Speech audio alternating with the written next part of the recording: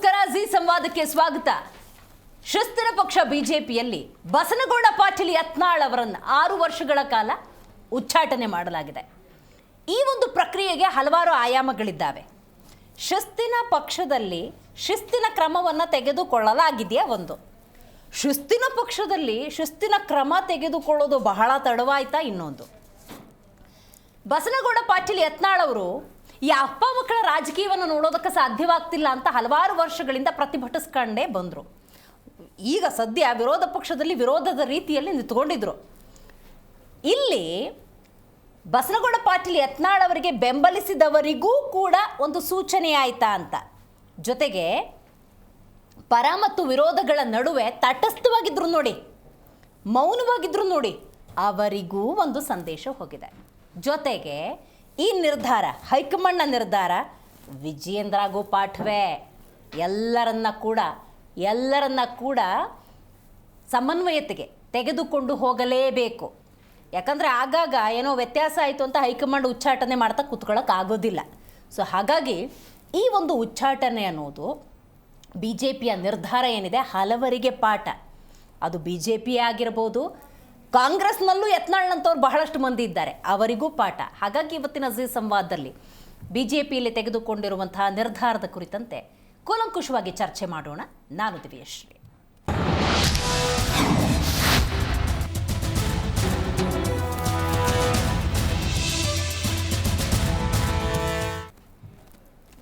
ಆರಂಭದ ದಿನಗಳಲ್ಲಿ ಒಂಟಿ ಸೊಲಗದ ರೀತಿಯ ಹೋರಾಟ ಅಂತ ಇದೇ ಬಸನಗೌಡ ಪಾಟೀಲ್ ಯತ್ನಾಳ್ ಹೇಳಿದರು. ಆಮೇಲೆ ಅವ್ರ ತಂಡ ಹೆಚ್ಚಾಯಿತು, ಒಂದಷ್ಟು ಮಂದಿ ಅವ್ರ ಜೊತೆ ದನಿಗೂಡಿಸಿದ್ರು. ಈಗ ಬಿಜೆಪಿಯ ಹೈಕಮಾಂಡ್ ಶಿಸ್ತಿನ ಪಕ್ಷ, ಸೋಕಾಲ್ಡ್ ಶಿಸ್ತಿನ ಪಕ್ಷ ಒಂದು ನಿರ್ಧಾರವನ್ನು ತೆಗೆದುಕೊಂಡಿದೆ. 6 ವರ್ಷ ಉಚ್ಚಾಟನೆ ಅನ್ನುವಂತಹ ಶಿಕ್ಷೆಯನ್ನು ಒದಗಿಸಿದೆ.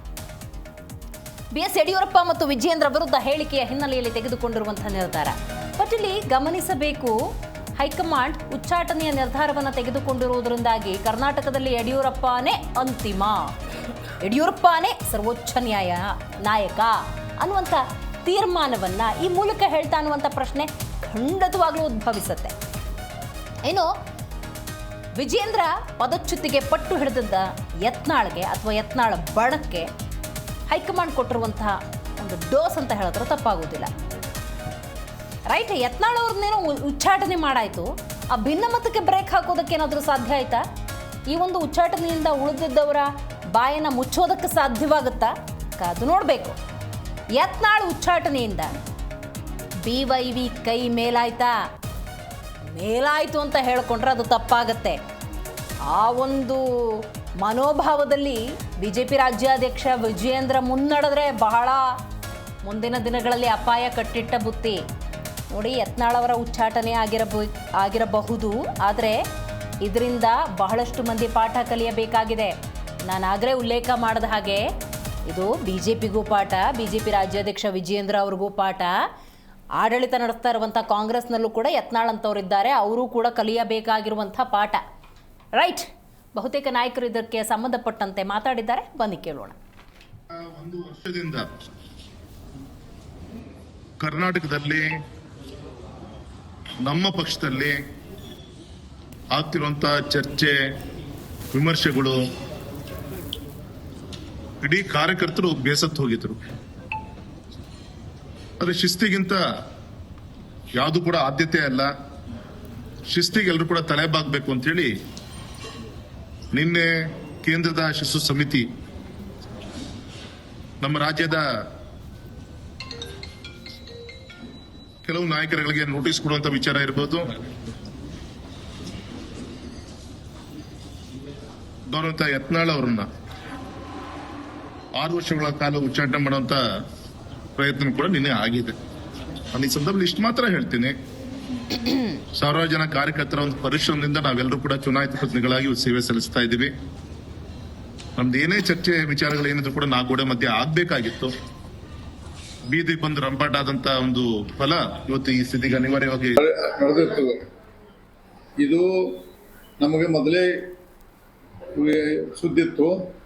ಯಾಕಂದ್ರೆ ಹೈಕಮಾಂಡ್ಗೆ ಉತ್ತರ ಕೊಟ್ಟಾಗ ನಾವು ಸ್ವಲ್ಪ ವಾಸನೆ ಬೆಳೆದಿತ್ತು. ಅದು ಇರಲಿ, ಅದೇ ದೊಡ್ಡ ವಿಷಯ ಅಲ್ಲ. ನಮಗೀಗ ನಾನು ನಿನ್ನೆ ಇಲ್ಲಿದ್ದೆ. ನಿನ್ನೆ ಇದ್ದಾಗ ನಂಗೆ ಬಹುಶಃ ಒನ್ ಟಿ ವಿ ನಮ್ಮ ಗೋಕಾಕ ಕ್ಷೇತ್ರ ಸರ್ವೆ ಮಾಡಿ ಅಂತ ನನ್ನ ಪತ್ರಿಕೆ ಕೇಳಕ್ಕೆ ಇಲ್ಲೇ ಬರ್ತಂದಾಗ ನಂಗೆ ಗೊತ್ತಾಯ್ತು. ನಂಗೆ ಗೊತ್ತಾದ ತಕ್ಷಣ ಇಮಿಡಿಯೇಟ್ ಫಸ್ಟ್ ರಿಯಾಕ್ಷನ್ ಮಾಡೋದು ಬೇಡ, ಫಸ್ಟ್ ರಾಜ್ಯದ ಜನರ ಭಾವನೆ ತಿಳ್ಕೊಂಡು ಮಾತಾಡ್ಬೇಕಾದ್ರೆ ನಿನ್ನೆ ನಾನು ಯಾರಿಗೂ ಸಿಗಲಿಲ್ಲ. ನಮ್ಮ ನಿಜ ಹೇಳ್ಬೇಕಾದ್ರೆ ರಾಜ್ಯ ಜನತೆ ಬಗ್ಗೆ ಏನೇ ನೋಡಿ ನೀವು ತಿಳಿದಿರ್ಬೇಕು.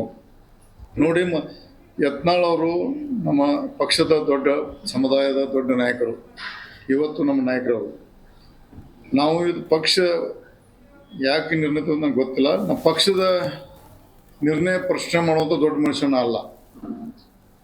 ಪಕ್ಷ ನಮ್ಮ ಎಲ್ಲಕ್ಕಿಂತ ದೊಡ್ಡ ಪಕ್ಷ ಪಾರ್ಟಿ ಮಾತ್ರ ನಾವ್ಯಾವ ಪಕ್ಷಕ್ಕಿಂತ ದೊಡ್ಡವರಲ್ಲ. ನಾನು ಯಾವಾಗಲೂ ಪಕ್ಷದ ಆದೇಶವನ್ನ ಸ್ವೀಕಾರ ಮಾಡಿದ್ದೀವಿ. ಹಿಂದೆ ಹಲವು ಸಂದರ್ಭಗಳಲ್ಲೂ ಕೂಡ ಪಾರ್ಟಿಯ ಜೊತೆಗೆ ನಿಂತಿದ್ದೀವಿ. ಆದರೆ ಬೆಳವಣಿಗೆ ದುರದೃಷ್ಟಕರ. ಯತ್ನಾಳು ನಮ್ಮ 4 ದಶಕಗಳ ಒಬ್ಬ ಒಡನಾಡಿ. ಎಲ್ಲೂ ಕೂಡ ಸಾಮರ್ಥ್ಯ ಮತ್ತು ದೌರ್ಬಲ್ಯಗಳು ಇದ್ದೇ ಇರ್ತವೆ. ನಾನು ಅದರ ವಿಶ್ಲೇಷಣೆ ಮಾಡಕ್ಕೆ ನಾನು ಹೋಗಲ್ಲ. ನನಗೆ ಯಾವುದೇ ಆತಂಕನೂ ಇಲ್ಲ, ದುಃಖನೂ ಇಲ್ಲ, ನೋವು ಇಲ್ಲ. ನಾನು ಭಾರತೀಯ ಜನತಾ ಪಾರ್ಟಿಯ ಆಂತರಿಕ ವಿಚಾರದ ಬಗ್ಗೆ ಎಲ್ಲೂ ಬಹಿರಂಗವಾಗಿ ಚರ್ಚೆ ಮಾಡಿಲ್ಲ. ಮತ್ತು ರಾಜ್ಯದ ಅಧ್ಯಕ್ಷರು ಅಥವಾ ಯಡಿಯೂರಪ್ಪನವರು ಯಾವುದೇ ಮುಖಂಡರುಗಳ ವಿರುದ್ಧ ನಾನು ಮಾತಾಡಿಲ್ಲ. ವಿಜಯೇಂದ್ರ ಅವ್ರನ್ನ ನೇಮಕ ಮಾಡಿದ್ದು ನಮ್ಮ ರಾಷ್ಟ್ರೀಯ ನಾಯಕರು, ಪ್ರಧಾನಮಂತ್ರಿಗಳು ನರೇಂದ್ರ ಮೋದಿಜಿಯವರು, ಅಮಿತ್ ಶಾಜಿಯವರು, ನಡ್ಡಾಜಿಯವರು. ಅವರ ತೀರ್ಮಾನವನ್ನು ಕೆಲವರುಗಳು ಬಹಿರಂಗವಾಗಿ ಟೀಕೆ ಮಾಡಿದರು. ದುರದೃಷ್ಟಕರ, ಆದರೆ ಅನಿವಾರ್ಯ. ಪಕ್ಷದ ಹೈಕಮಾಂಡ್ ಒಳ್ಳೆಯ ತೀರ್ಮಾನವನ್ನು ತಗೊಂಡಿದೆ. ನಾನು ಇದನ್ನು ಪಕ್ಷದ ಹಿತದೃಷ್ಟಿಯಿಂದ ಸ್ವಾಗತ ಮಾಡಿದ್ದೀನಿ. ಏಕೆಂದರೆ ಭಾಳಷ್ಟು ಅವಕಾಶವನ್ನು ಕೊಟ್ಟಿದ್ದರು. ಪಕ್ಷದ ಹೈಕಮಾಂಡ್ ಯತ್ನಾಳ್ ಅವರಿಗೆ ಸಾಕಷ್ಟು ಅವಕಾಶವನ್ನು ಕೊಟ್ಟಿದ್ದಾರೆ. ಇದು ಅವರು 3ನೇ ಬಾರಿ ಪಕ್ಷದಿಂದ ಉಚ್ಚಾಟನೆ ಆಗ್ತಾ ಇರೋದು. ಇಷ್ಟೆಲ್ಲ ಅವಕಾಶ ಕೊಟ್ಟಾಗೂ ಕೂಡ ಪಕ್ಷದ ವಿರೋಧಿ ಈಗ ವಿಜೇಂದ್ರ ಮೇಲೆ ಯಡಿಯೂರಪ್ಪನ ಮೇಲೆ ಬರೀ ಟೀಕೆ ಮಾಡೋದು ಒಂದೇ 1 ಪಾಯಿಂಟ್ ಪ್ರೋಗ್ರಾಮ್ ಮಾಡ್ಕೊಂಡು ಪಕ್ಷಕ್ಕೆ ಎಷ್ಟು ಡ್ಯಾಮೇಜ್ ಆಯಿತು ಅಂತ ಕೇಳ್ತಾ ಇಲ್ಲ. ಇವಾಗ ಯತ್ನಾಳ್ ಅವರು ಕೂಡ ಪಕ್ಷದಲ್ಲಿ ಮೊದಲಿಂದ ಕೂಡ ಅಟಲ್ ಬಿಹಾರಿ ವಾಜಪೇಯಿ ಅವ್ರ ಕಾಲದಿಂದ ಕೂಡ ಇಡೀ ದಕ್ಷಿಣ ಭಾರತ ದೇಶದಲ್ಲಿ ಮೊದಲು MP ಆಗಿದ್ದು ಪಕ್ಷಕ್ಕಾಗಿ ದುಡಿದರು. ಆದರೆ ಒಂದು ಪಕ್ಷದ ಒಂದು ಕಟ್ಟುನಿಟ್ಟಲ್ಲಿ ಒಂದು ಕ್ರಮಶಿಕ್ಷಣ ರಹಿತವಾಗಿ ಅವರು ನಡ್ಕೊಂಡಿದ್ದಾರೆ ಅನ್ನೋ ಕಾರಣಕ್ಕೆ ಇವತ್ತು ಪಕ್ಷ ಅವರನ್ನು ಪೂರ್ತಿ ಪಕ್ಷದಿಂದ ಎಕ್ಸ್ಪೆಲ್ ಮಾಡಿರುವಂಥದ್ದು. ಈ ಬಗ್ಗೆ ಮಾತಾಡಲಿಕ್ಕೆ ಮೊದಲನೇದಾಗಿ ನಮ್ಮ ಕಾರ್ಯಕ್ರಮದಲ್ಲಿ AP ವಕ್ತಾರಾಗಿರುವಂಥ ದಿನೇಶ್ ಹೇರೋಹಳ್ಳಿ ಅವರಿದ್ದಾರೆ, ನಮಸ್ಕಾರ. ಕಾಂಗ್ರೆಸ್ ವಕ್ತಾರಾಗಿರುವಂಥ ದರ್ಶನ್ ಅವರಿದ್ದಾರೆ, ನಮಸ್ಕಾರ. JDS ವಕ್ತಾರಾಗಿರುವಂಥ ಸೈಯದ್ ಹಸೀನ್ ಅವರಿದ್ದಾರೆ, ನಮಸ್ಕಾರ. ಇನ್ನು ಝೂಮ್ನಿಂದ BJP ವಕ್ತಾರಾಗಿರುವಂಥ ರುದ್ರದೇವರು ಕನೆಕ್ಟ್ ಆಗಿದ್ದಾರೆ, ಸರ್ ನಮಸ್ಕಾರ. ರೈಟ್, ಹಾಗೆ ಇರಿ ಸರ್, ಸಂಪರ್ಕದಲ್ಲಿ ಮಾತಾಡ್ತೀನಿ. ಇನ್ನು ರಾಜಕೀಯ ವಿಶ್ಲೇಷಕರಾಗಿರುವಂತಹ ಚಂಬಿ ಪುರಾಣಿಕ್ ಅವರು ಝೂಮ್ನಿಂದ ಕನೆಕ್ಟ್ ಆಗಿದ್ದಾರೆ, ಸರ್ ನಮಸ್ಕಾರ. ನಮಸ್ಕಾರ. ಹಾಗೆ ಇರಿ ಸರ್, ಸಂಪರ್ಕದಲ್ಲಿ ಮಾತಾಡ್ತೀನಿ. ರುದ್ರದೇವರಿಂದ ಕಾರ್ಯಕ್ರಮವನ್ನು ಆರಂಭ ಮಾಡೋಣ ಸರ್. ಶಿಸ್ತಿನ ಪಕ್ಷದಲ್ಲಿ ಶಿಸ್ತು ಯಾಕೋ ತಡವಾಗಿ ಹೋಯ್ತಲ್ಲ ಮೇಡಮ್? ಹೇಳಿ ಮೇಡಮ್. ಶಿಸ್ತಿನ ಪಕ್ಷದಲ್ಲಿ ಶಿಸ್ತು ಯಾಕೋ ತಡವಾಯ್ತು, ಶಿಸ್ತಿನ ಕ್ರಮ ತಗೊಳ್ಳೋದು ಅಂತ ಒಂದು. ನೋಡಿ ಮೇಡಮ್, ಇನ್ನೊಂದು ಪ್ರಶ್ನೆ ಕೇಳ್ಬಿಡ್ತೀನಿ, ಎರಡಕ್ಕೂ ಉತ್ತರ ಕೊಟ್ಬಿಡಿ.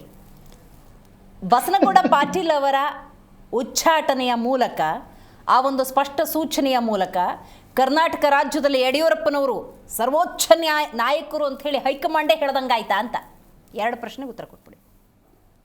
ನೋಡಿ ಮೇಡಮ್, ವ್ಯಕ್ತಿಗಿಂತ ಪಕ್ಷ ದೊಡ್ಡದು, ಪಕ್ಷಕ್ಕಿಂತ ದೇಶ ದೊಡ್ಡದು ಅಂತಕ್ಕಂಥ ಪಾರ್ಟಿ. ಒಬ್ಬ ವ್ಯಕ್ತಿ, ಒಬ್ಬ ಕಾರ್ಯಕರ್ತರನ್ನ ಉಳಿಸ್ಕೊಬೇಕು ಅನ್ನೋ ನಿಟ್ಟಿನಲ್ಲಿ ನಮ್ಮ ಶಾಸಕರು ಹಲವು ಬಾರಿ ವಾಜಪೇಯಿ ಅವರ ಅವಧಿಯೊಳಗೂ ಕೂಡ ಅವರು ಮಂತ್ರಿಯಾಗಿದ್ದವರು, ಹಿರಿಯರು. ಅವ್ರನ್ನ ಉಳಿಸ್ಕೊಬೇಕು ಅನ್ನೋ ನಿಟ್ಟಿನಲ್ಲಿ ಅವರಿಗೆ 2 ನೋಟಿಸ್ ಕೊಟ್ಟರು ಕೂಡ ಅವರಲ್ಲಿರ್ತಕ್ಕಂಥ ಕೆಲವು ಸ್ವಭಾವಗಳನ್ನ ತಿದ್ದುಕೊಳ್ಳಿಲ್ಲ. ಪಕ್ಷನ ಸಂಬಂಧಪಟ್ಟಂತೆ ಆಂತರಿಕ ವಿಚಾರ ಏನೇ ಇದ್ರು ಎಲ್ಲಿ ಚರ್ಚೆ ಮಾಡಬೇಕು ಅಲ್ಲಿ ಮಾತಾಡ್ಬೇಕಾಗಿತ್ತು. ಕೆಲವು ಬಾರಿ ಈ ಸ್ವಪಕ್ಷೀಯರಿಂದನೇ ಅಧ್ಯಕ್ಷರು ನಮ್ಮ ಹೈಕಮಾಂಡ್ ಕೊಟ್ಟಿರ್ತಕ್ಕಂಥ ಅಧ್ಯಕ್ಷರನ್ನ ಕಟ್ಟಾಕೋ ಪ್ರಯತ್ನ, ನಾವು ವಿರೋಧ ಪಕ್ಷದಲ್ಲಿ ಆಡಳಿತ ಪಕ್ಷನ ಕಟ್ಟಾಕ್ಬೇಕು ಅನ್ನೋದು ಬಿಟ್ಬಿಟ್ಟು ನಮ್ಮ ಪಾರ್ಟಿಯವರು ನಮ್ಮ ಪಾರ್ಟಿಯಲ್ಲಿ ಇರ್ತಕ್ಕಂಥ ಅಧ್ಯಕ್ಷರಿಗೆ ಕಾಲು ಎಳೆಯೋದು, ಇಲ್ಲದೆ ಇರತಕ್ಕಂಥ ಗೊಂದಲ ಸೃಷ್ಟಿ ಮಾಡೋದು ಕಾರ್ಯಕರ್ತರಲ್ಲಿ ಬಹಳ ಆಭಾಸ ಆಗಿತ್ತು ಮೇಡಮ್. ಹಂಗಾಗಿ ಅವ್ರನ್ನ ಯತ್ನಾಳ್ ಅವ್ರನ್ನ ಉಳಿಸ್ಕೊಬೇಕು ಅನ್ನೋ ನಿಟ್ಟಿನಲ್ಲೇ 2 ಬಾರಿ ಅವ್ರಿಗೆ ನೋಟಿಸ್ ಕೊಟ್ಟರು ಕೂಡ ಕೇಂದ್ರದಲ್ಲಿರೋ ನಾಯಕರ ಬಗ್ಗೆನೇ ಲಘುವಾಗಿ ಮಾತಾಡತಕ್ಕಂಥದ್ದು, ಹೈಕಮಾಂಡ್ ಬಗ್ಗೆನೇ ಉಡಾಫಿಯಾಗಿ ಮಾತಾಡತಕ್ಕಂಥದ್ದು, ಅವರು ಕೂಡ ಯತ್ನಾಳ್ ಅವರು ತಿದ್ದುಕೊಬೇಕಾಗಿತ್ತು. ಈಗ ನೋಡಿ, ರಾಜ್ಯಾಧ್ಯಕ್ಷರ ಒಂದು ಹೇಳಿಕೆ ಕೊಟ್ಟಂಗೆ ಯಾವುದೇ ಒಂದು ದೂರು ಕೊಟ್ಟಿಲ್ಲ ಅವ್ರ ವಿರುದ್ಧವಾಗಿ. ಅವ್ರನ್ನ ಈಗ ಸಂಬಂಧಪಟ್ಟಂತೆ ಏನು ಅವ್ರನ್ನ ಹೊರಗಟ್ಟಿದೆ, ಈಗ ಸಂಬಂಧಪಟ್ಟಂತೆ ಅವ್ರ ಮೇಲೆ ಕ್ರಮ ತಗೊಂಡಿದ್ದಾರೆ. ನಮಗೂ ನೋವಾಗುತ್ತೆ, ಆದ್ರೆ ಪಕ್ಷ ದೊಡ್ಡದಲ್ಲ ಮೇಡಮ್, ವ್ಯಕ್ತಿಗಿಂತ ಪಕ್ಷ ದೊಡ್ಡದು. ಅವ್ರು ತಿದ್ದುಕೊಳ್ಳುವಂತ ಪ್ರಯತ್ನ ಮಾಡದೇ ಇರೋದ್ರಿಂದ ಈ ನಿರ್ಧಾರ ಅನಿವಾರ್ಯ. ವಿಳಂಬ ಆದ್ರೂ ಕೂಡ ಪಾರ್ಟಿನೇ ದೊಡ್ಡದು ಅನ್ನತಕ್ಕಂಥ ಸಂದೇಶವನ್ನ ಬಿಜೆಪಿ ಶಿಸ್ತಿನ ಪಾರ್ಟಿ ಇದನ್ನೆಲ್ಲ ಸಹಿಸೋದಿಲ್ಲ ಅಂತ ಸಂದೇಶ ಕೊಟ್ಟಿದ್ದಾರೆ. ರೈಟ್. ಎರಡು ಪ್ರಶ್ನೆಗೆ ಉತ್ತರ ಕೊಡಿ. ಈಗ ಯಡಿಯೂರಪ್ಪನವರು ಅಂದ್ರೆ ನೋಡಿ ಮೇಡಮ್, ಇಂದ್ರಿಂದನೂ ಕೂಡ ಯಡಿಯೂರಪ್ಪನವರು ತಾವು ಸೈಕಲ್ ಹಾಕೊಂಡು ಪಾರ್ಟಿ ಕಟ್ಟತಕ್ಕಂತ ಕೆಲಸ ಮಾಡ್ಕೊಂಡ್ ಬಂದಿದ್ದಾರೆ. ಅವ್ರನ್ನ ಇರ್ತಕ್ಕಂಥ ರೈತ ನಾಯಕ ಅಂತೇಳಿ ಈಗ ಹಿಂದೆ ಕೂಡ ಸ್ಲೋಗನ್ಗಳಿತ್ತು. ಯಡಿಯೂರಪ್ಪನವರು ಗುಡುಗಿದರೆ ವಿಧಾನಸೌಧ ನಡುಗುವುದು ಅಂತಕ್ಕಂಥ ಸ್ಲೋಗನ್ ಇತ್ತು. ಅವರಲ್ಲಿ ಇರ್ತಕ್ಕಂಥ ಗಟ್ಟಿ ದನಿ ಇತ್ತು. ಇವತ್ತು ನೋಡಿ, ನಾವು ಮಾತಾಡೋದಕ್ಕಿಂತ ಹೆಚ್ಚಾಗಿ ಜನಗಳು ವಿಧಾನಸೌಧದಲ್ಲಿ ಸಂಬಂಧಪಟ್ಟಂತ ಎಂತೆಂತ ಸೆಷನ್ ನಲ್ಲಿ ಎಂತೆಂತ ಸಬ್ಜೆಕ್ಟ್ ಬಂತು, ಗರ್ಜಿಸ್ಬೇಕಾಗಿತ್ತು, ಇನ್ ಸ್ವಲ್ಪ ಜಾಸ್ತಿ ಮಾತಾಡ್ಬೇಕಾಗಿತ್ತು ಅಂತಕ್ಕಂಥ ಸುದ್ದಿ ಆಯ್ತು. ಈ ಸರಿ ನಡೆದಂತ ಸೆಷನ್ ನಲ್ಲಿ ಬಹಳ ಒಳ್ಳೆ ಚಟುವಟಿಕೆಗಳು ನಡೆದಿದೆ. ಜನ ಮೆಚ್ಚತಕ್ಕಂಥ ಹೋರಾಟ ಭಾರತೀಯ ಜನತಾ ಪಾರ್ಟಿ ಕೂಡ ಮಾಡಿದೆ. ಈಗಾಗಲೇ ಮೈಸೂರಿಗೆ ಪಾದಯಾತ್ರೆ ಹಂಗ ಬೆಳೆಸಿದ್ರೆ ಇವತ್ತು ಗುಡುಕ್ತಿದ್ರು, ಅಲ್ಲಾಡಿಸ್ತಿದ್ರು. ನೋಡಿ, 1 ಸೆಕೆಂಡ್ ಮೇಡಮ್, ನೋಡಿ, ಯಾರಿಗೂ ಹಿಂಡಿ ಬೂಸ ಹಾಕಿ ಬೆಳೆಸ್ತಕ್ಕಂಥದ್ದಲ್ಲ. ಅಲ್ಲಿರ್ತಕ್ಕಂಥ ಸರಸ್ವತಿ ಜ್ಞಾನ ಮಂದಿರ ಅವ್ರು ಬೆಳೆಸ್ಕೊಬೇಕು. ಯಡಿಯೂರಪ್ಪನವ್ರು ಹಿಂಡಿ ಬೂಸ ಹಾಕಿ ಬೆಳೆಸತಕ್ಕಂಥದ್ದಕ್ಕೆ ಯಾವುದೇ ಒಂದು ಪ್ರಾಣಿ ಪಕ್ಷಿಗಳಲ್ಲ. ನಮ್ಮ ಜ್ಞಾನ ಹೋರಾಟದ ಮೂಲಗಳು ಹಿಂದಿಂದ ಅಳವಡಿಸ್ಕೊಂಡ್ ಬರ್ಬೇಕಾಗಿತ್ತು. ಈಗೇನಾಗಿದೆ, ಅವರು ಸಂಬಂಧಪಟ್ಟಂತೆ ಯತ್ನಾಳ್ ಅವ್ರ ಕಾಲು ಎಳಿತಕ್ಕಂಥದ್ದು, ಮತ್ತೊಂದು ಪಾರ್ಟಿಯಲ್ಲೇ ಕಾರ್ಯಕರ್ತರಿಗೆ ಅವಿಶ್ವಾಸ ಮೂಡತಕ್ಕಂತ ಒಂದು ಸಂದೇಶಗಳು ಹೋಗ್ತಾ ಇತ್ತು ಅವ್ರು ಮಾತಾಡೋ ಮಾತುಗಳಿಂದ. ಈಗೇನಾಗಿದೆ, ಗಟ್ಟಿ ನಿರ್ಧಾರ ಮಾಡಿದೆ. ಯಡಿಯೂರಪ್ಪನವ್ರು ಇರ್ಬೋದು, ವಿಜೇಂದ್ರ ಅವ್ರು ಇರ್ಬೋದು, ಇನ್ನೂ ಹಲವಾರು ನಮ್ಮ ನಾಯಕರುಗಳು ಯಾರಿದ್ದಾರೆ ಪಾರ್ಟಿಯಲ್ಲಿ, ಅವರೆಲ್ಲರೂ ಸೇರಿ ಸಂಬಂಧಪಟ್ಟಂತೆ ಈಗ ಏನಾಗಿದೆ, ಈ ವಿರೋಧ ಪಕ್ಷದಲ್ಲಿ ಕುಂತ್ಕೊಂಡಿದ್ದಾರೆ. ಕಾಂಗ್ರೆಸ್ಸಿನ ಸೀಟನ್ನು ಅಲ್ಲಾಡಿಸ್ತಕ್ಕಂಥದ್ದು, ತಮ್ಮ ತಪ್ಪುಗಳನ್ನ ತೋರಿಸ್ತಕ್ಕಂಥದ್ದು, ಮುಂದಿನ ಚುನಾವಣೆಗೆ ಯಾವ ರೀತಿ ಹಣಿ ಆಗಬೇಕು, ಎಲ್ಲರನ್ನು ಜೊತೆಲಿ ತಗೊಂಡೋಗೋ ಪ್ರಯತ್ನಗಳನ್ನ ಈಗ ನಿರಂತರವಾಗಿ ಹೋರಾಟ ಮಾಡ್ತಾರೆ ಅನ್ನೋ ಭಾವನೆ ನಮ್ಮ ಕಾರ್ಯಕರ್ತರಲ್ಲಿ ಮೂಡಿದೆ ಮೇಡಮ್. ಬಿಜೆಪಿಯಲ್ಲಿ ಪ್ರಶ್ನೆ ಮಾಡಿದಂತ ಈಶ್ವರಪ್ಪನವರು ಇಲ್ಲ, ಪ್ರಶ್ನೆ ಮಾಡಿದಂತ ಯತ್ನಾಳ್ ಅವರು ಇರಲ್ಲ. ಈಗ ಸಂಬಂಧಪಟ್ಟಂತೆ ಈಗ ನೋಡಿ, ಯತ್ನಾಳ್ ಅವ್ರಿಗೆ 1 ಬಾರಿ ಯಡಿಯೂರಪ್ಪನವರು ಮುಖ್ಯಮಂತ್ರಿಗಳಾಗತಕ್ಕಂಥ ಸಂದರ್ಭದಲ್ಲಿ ಅವ್ರನ್ನ ಏನ್ ಈ ರೀತಿನೇ ಸಸ್ಪೆಂಡ್ ಆಗಿದ್ರು, ಅವ್ರನ್ನು ಕೂಡ ತಂದಿದ್ರು. ಈಗ ಈಶ್ವರಪ್ಪನವ್ರದ್ದು ಕೂಡ ಈಗ ಸಂಬಂಧಪಟ್ಟಂತೆ ಯಾರನ್ನೂ ಬಿಡುವಂತದ್ದಲ್ಲ. ಅವರಲ್ಲಿರೋ ಗುಣಗಳನ್ನ ತಿದ್ದುಕೊಂಡು ನಾನು ಪಾರ್ಟಿ ಶಿಸ್ತಿನಲ್ಲಿ ತಪ್ಪು ಮಾಡಿದ್ದೆ ಅಂತ ಕೇಳಿ ಅಪಾಲಜಿ ಬರೆಯೋತಕ್ಕಂಥದ್ದು ಇರ್ಬೋದು, ಮತ್ತೊಂದು ನಾನು ಸರ್ ಮಾಡ್ಕೊಂಡು ಹೋಗ್ತೀನಿ ಅಂದಾಗ ಪಾರ್ಟಿ ಯಾರನ್ನೂ ಕೂಡ ದೂರ ಮಾಡೋದಿಲ್ಲ. ಮುಂದೊಂದು ದಿನ ಒಳ್ಳೆ ದಿನ ಬರುವಂತ ಭಾವನೆ ಇದೆ. ರೈಟ್. ಹಾಗೆ ಇರಿ ಸರ್, ಸಂಪರ್ಕದಲ್ಲಿ ಮಾತಾಡ್ತೀನಿ. ದಿನೇಶ್ ಅವರೇ, ಭಿನ್ನಮತ ಎಲ್ಲ ಮುಗಿದೋಯ್ತು ಈಗ ಬಿಜೆಪಿಲಿ. ಇನ್ನೇನಿದ್ರು ಆಡಳಿತ ಪಕ್ಷ ಎಲ್ಲಾದರೂ ಎಡವಿದ್ರೆ ಅವರನ್ನು ಕಟ್ಟಿ ಹಾಕೋ ಪ್ರಯತ್ನವನ್ನ ಈಗ ಬಿಜೆಪಿ ಮತ್ತು JDS ಮೈತ್ರಿ ಪಕ್ಷಗಳು ಜೊತೆಯಾಗಿ ನಿಂತ್ಕೊಂಡು ಮಾಡ್ತವೆ. ನಿರೀಕ್ಷೆ ಇಟ್ಕೋಬೋದಾ? ಇಲ್ಲ, ಯಾಕಂದ್ರೆ ರಾಜ್ಯದಲ್ಲಿ ಈಗ ಪಾಪ ಯತ್ನಾಳ್ ಒಬ್ಬರೇ ಅಲ್ಲ, ಬಿಜೆಪಿಲಿ ಸಾಕಷ್ಟು ಜನ ಹಿರಿಯರು ಹಿಂದೆ ದುಡ್ದವರು ಇವತ್ತು ಮೂಲೆ ಗುಂಪಾಗಿದ್ದಾರೆ. ಯಾಕಂದ್ರೆ ಇವತ್ತಿನ ರಾಜಕಾರಣ ಏನಾಗಿದೆ, ಬಿಜೆಪಿಲಿ ಹೇಳೋದೊಂದು ಮಾಡೋದೊಂದು. ಮೋದಿಯವರು ಪ್ರತಿಯೊಂದು ಸಮಾರಂಭದಲ್ಲೂ ಹೇಳ್ತಿದ್ರು, ನಮ್ಮ ಪ್ರಧಾನಮಂತ್ರಿಗಳು, ನಮ್ದು ಬಿಜೆಪಿ ಒಂದು ಶಿಸ್ತಿನ ಪಕ್ಷ, ನಾವು ವಂಶ ರಾಜಕಾರಣ ಮಾಡಲ್ಲ, ಹಣಕ್ಕೆ ಬೆಲೆ ಕೊಡಲ್ಲ, ಬೇರೆ ಅಪೋಸಿಷನ್ ಪಾರ್ಟಿ ಜೊತೆ ಅಡ್ಜಸ್ಟ್ಮೆಂಟ್ ಮಾಡ್ಕೊಳ್ಳಲ್ಲ, ಆಮೇಲೆ ನಾವು ಕಲೆಕ್ಷನ್ ಮಾಡಲ್ಲ. ಇವತ್ತೇನಾಗಿದೆ ಅಂದ್ರೆ ಬಿಜೆಪಿನಲ್ಲಿ ಇವೆಲ್ಲ ನಡೀತಾ ಇದೆ. ಸೊ ಮೂಲ ಕಾರ್ಯಕರ್ತರು ಹಳಬ್ರಿಗೆ ಏನಂದ್ರೆ ಹಳೆ ಸಿದ್ಧಾಂತದಲ್ಲೇ ಇದ್ದಾರೆ. ಹೇಳಿದ್ದು ಒಂದು, ಇಲ್ಲಿ ಆಗ್ತಾ ಇರೋದೇ ನಡೀತಾ ಇರೋದೇ ಒಂದು. ಸೊ ಅವ್ರಿಗೇನಾಯ್ತು, ಮತ್ತೆ ವಂಶ ರಾಜಕಾರಣ. ಈಗ ವಿಜೇಂದ್ರ ಅವ್ರಿಗೆ ಏನ್ ಕ್ಯಾಲಿಬ್ರಿಟಿ ಇದೆ, ಎಷ್ಟು ಸತಿ ಎಲೆಕ್ಷನ್ ಗೆದ್ದಿದ್ದಾರೆ, ಎಷ್ಟು ಜನ ಗೆಲ್ಸಿದ್ದಾರೆ, ಏನ್ ಮಾಡಿದ್ದಾರೆ, ಇದನ್ನೆಲ್ಲ ಅವರು ಕ್ವಶನ್ ಮಾಡ್ತಾರೆ. ನಾವಿಷ್ಟು ವರ್ಷ MP ಗಳಾಗಿದ್ದೋ, ಕೇಂದ್ರ ಸಚಿವರುಗಳಾಗಿದ್ದೋ, ನಾವು ಹಿಂದುತ್ವಕ್ಕೆ ಇಷ್ಟೊಂದು ಹೋರಾಟ ಮಾಡಿದ್ದೀವಿ, ಅಪೋಸಿಷನ್ ಜೊತೆ ನಾವು ಟೈಅಪ್ ಆಗಿಲ್ಲ, ಯಾವುದೇ ಹೊಂದಾಣಿಕೆ ಮಾಡ್ಕೊಂಡಿಲ್ಲ, ವ್ಯವಹಾರಗಳು ಮಾಡ್ಕೊಂಡಿಲ್ಲ, ಆದ್ರೂ ನಮ್ಮನ್ನ ದೂರ ತಳ್ತಾ ಇದ್ದಾರೆ. ಇವರು ಒಬ್ಬರೇ ಅಲ್ಲ, ಇವತ್ತು ಬಿಜೆಪಿನಲ್ಲಿ ಸಾಕಷ್ಟು ಜನ ಗುರುತಿಸ್ಕೊಂಡಿದ್ರು ಯತ್ನಾಳ್ ಅವ್ರ ಜೊತೆ. ಯಾರು ಕುಮಾರ್ ಬಂಗಾರಪ್ಪ ಅವ್ರು ಇರ್ಬೋದು, ಪ್ರತಾಪ್ ಸಿಂಹ ಅವ್ರು ಇರ್ಬೋದು, ರಮೇಶ್ ಜಾರಕಿಹೊಳಿ ಅವ್ರು ಇರ್ಬೋದು, ಸಾಕಷ್ಟು ಜನ ಗುರುತಿಸ್ಕೊಂಡಿದ್ರು. ಇವತ್ತು ಬಿಜೆಪಿಲಿ ಏನಾಯ್ತು ಅಂದ್ರೆ, ಎತ್ತಿಗೆ ಜ್ವರ ಬಂದ್ರೆ ಎಮ್ಮೆಗೆ ಬರೆ ಹಾಕು ಅಂದಂಗೆ, ಇವತ್ತು ಎತ್ತಿಗೆ ಜ್ವರ ಬಂದ್ರೆ ಎಮ್ಮೆಗೆ ಬರೆ ಹಾಕಿದ್ದಾರೆ. ಇವತ್ತು ಬಿಜೆಪಿ ಇವತ್ತು ಈ ಪರಿಸ್ಥಿತಿಗೆ ಬರೋದಕ್ಕೆ ಅವರ ಹೈಕಮಾಂಡ್ಗಳೇ ಕಾರಣ. ಯಾಕಂದ್ರೆ ಇವರೇ ಇಲ್ಲಿ ವಿಜೇಂದ್ರ ಅವ್ರ ಬಗ್ಗೆ ಸಾಕಷ್ಟು ಆಪಾದನೆಗಳು ಬಂದಿತ್ತು ಹಿಂದೆ. ಅವ್ರ ತಂದೆಯವರು CM ಇದ್ದಾಗ ಇವರೇ ಸೈನ್ ಆಗ್ತಾರೆ, ಇವರೇ ಎಲ್ಲ ವ್ಯವಹಾರ ನೋಡ್ಕೋತಾರೆ, ಬಾಂಬ್ ಎಲ್ಲ ಅಲಾಟ್ಮೆಂಟ್ಗಳು ಇವರೇ ಮಾಡ್ಕೋತಾರೆ, CM ಪವರ್ ಎಲ್ಲ ಇವ್ರ ಕೈಲೇ ಇದೆ ಅಂದ್ರೆ they are cross the all the limits. ಮತ್ತೆ ಕಲೆಕ್ಷನ್ ಮಾಡ್ಕೋತಾರೆ, ಅಪೋಸಿಷನ್ ಪಾರ್ಟಿ ಜೊತೆ ಹೊಂದಾಣಿಕೆಯಲ್ಲಿದ್ದಾರೆ. ಇವೆಲ್ಲಾನು ಇವರೇ ಹೇಳ್ದವ್ರು. ಇವತ್ತು BJP ಹೈಕಮಾಂಡ್ ಅವರನ್ನೇ ಅಧ್ಯಕ್ಷ ಸ್ಥಾನ ಮಾಡಿದ ತಕ್ಷಣ ಉಳಿದವರು ಹೆಂಗೆ ಸಹಿಸ್ಕೋತಾರೆ ಅದನ್ನ? ಯಾವ ಕ್ಯಾಲಿಬ್ರಿಟಿ ಮೇಲೆ ಅವ್ರನ್ನ ಅಧ್ಯಕ್ಷರು ಮಾಡಿದ್ರಿ ಅಂತ ಅವರು ಅದಕ್ಕೆ ಏನಾದರೂ ಫಸ್ಟು ಮೋಸ್ಟ್ಲಿ ಇಂಟರ್ನಲಿ ಡಿಸ್ಕಸ್ ಮಾಡಿರ್ಬೋದು. ನಂತರದ ದಿನಗಳಲ್ಲಿ ಏನಾಗಿದೆ, ಅದು ಕೊನೆಗೆ ಕೋಪ, ದ್ವೇಷ, ಅವ್ರಿಗೆ ಅಸಹನೆ ಉಕ್ಕಿರಿದು ಓಪನ್ ಆಗಿ ಸ್ಟೇಟ್ಮೆಂಟ್ಗಳು ಕೊಟ್ಟಿದ್ದಾರೆ. ಈ ಓಪನ್ಗಳು ಸ್ಟೇಟ್ಮೆಂಟ್ ಇಂಡಿಕೇಟ್ ಮಾಡ್ತಾ ಇರೋದೇನೆಂದರೆ, ಇವತ್ತು ಯತ್ನಾಳ್ ಅವರೇನು ಸಾಮಾನ್ಯ ವ್ಯಕ್ತಿ ಅಲ್ಲ. ಅವರು ಪಂಚಮಸಾಲಿ ಕಮ್ಯುನಿಟಿನಲ್ಲಿ ಒಬ್ಬ ಉತ್ತಮವಾದ ಲೀಡರು ಮತ್ತು ಓಪನ್ ಟಾಕು. ಯಾಕಂದರೆ ಯಾರು ನೇರ ನುಡಿ ಇರ್ತಾರೆ ಅವರಲ್ಲಿ ಒಳಗಡೆ ಇನ್ನು ಒಂದು ಹೊರಗಡೆ ಒಂದು ಇರಲ್ಲ. ಅವ್ರು ಶಿಸ್ತಾಗೆ ಬದುಕಿರ್ತಾರೆ. ಬಟ್ ಅವರಲ್ಲಿ ಏನಾಗಿದೆ, ಅಡ್ಜಸ್ಟ್ಮೆಂಟ್ ಇಲ್ಲದೆ ಇರೋದ್ರಿಂದ ಇವತ್ತು ಆ ಪರಿಸ್ಥಿತಿಗೆ ಬಂದಿದ್ದಾರೆ. ಮತ್ತು ಅವರು ಇವತ್ತು BJPಗೆ ಇದು ದೊಡ್ಡ ನಷ್ಟ. ಯಾಕಂದರೆ ಇಂಥ ನಾಯಕರುಗಳನ್ನ ಕಳ್ಕೊಂಡು ಇವತ್ತು BJP ಮೊದಲು ಯಾವ ರೀತಿ ಇತ್ತು, ಹಿಂದೆ 10-20 ಸೀಟ್ಗೆ ಸೀಮಿತ ಆಗಿತ್ತು, ಆ ಲೆವೆಲ್ಗೆ ಹೋಗುವಂಥ ಒಂದು ಪರಿಸ್ಥಿತಿ ಉದ್ಭವ ಆಗೋದ್ರಲ್ಲಿ ಯಾವುದೇ ಸಂಶಯ ಇಲ್ಲ.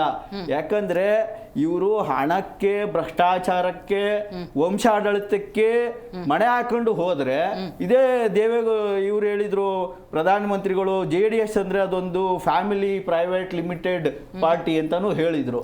ಇವತ್ತು ಇವೆಲ್ಲ ಮಾಡ್ಕೊಂಡು ಬಂದವರು ಇವತ್ತು ಇವರೇ ಫ್ಯಾಮಿಲಿ ಪ್ರೈವೇಟ್ ಲಿಮಿಟೆಡ್ ಪಾರ್ಟಿ ಆಗಕ್ಕೆ ಹೊರಟಿದ್ದಾಗ BJP ಅವರು, ಸೊ ಯಾವ ರೀತಿ ಇವ್ರು ಸಮರ್ಥಿಸ್ಕೋತಾರೆ, ಇವರ ಲೀಡರ್ಸ್ಗಳು ಹೇಗೆ ಇವ್ರನ್ನ ಸಂತೈಸ್ಕೊಂಡು ಪಕ್ಷದಲ್ಲಿ ಇಟ್ಕೊಳಕ್ಕಾಗುತ್ತೆ ಅನ್ನೋದು ಒಂದು ವಾದನೆ ಸರಿ.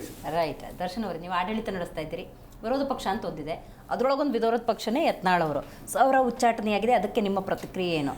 ಇದು ಪ್ರತ್ಯಕ್ಷ ಮತ್ತು ಪರೋಕ್ಷವಾಗಿ ನಿಮಗೂ ಪಾಠವೇ?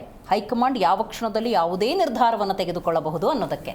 ಯತ್ನಾಳ್ ಅವರ ವಿಚಾರವನ್ನು ನಾನು ಕೃಷ್ಣ ಹೇಳಿರ್ತಕ್ಕಂಥ ಮಹಾಭಾರತದಲ್ಲಿ ಇವತ್ತಿನ ದಿನಮಾನಸ ಉಲ್ಲೇಖಿಸಿ ಕೃಷ್ಣ ಹೇಳಿರ್ತಾರೆ, ಕಲಿಯುಗದಲ್ಲಿ ಯಾರ ಶಾಪವೂ ಯಾರಿಗೂ ಮುಟ್ಟುವುದಿಲ್ಲ, ಅವರು ಮಾಡಿದ ಕರ್ಮವು ಅವರನ್ನು ತಟ್ಟುತ್ತದೆ ಅನ್ನುವಂಥ ಮಾತನ್ನು ಹೇಳಿರ್ತಾರೆ.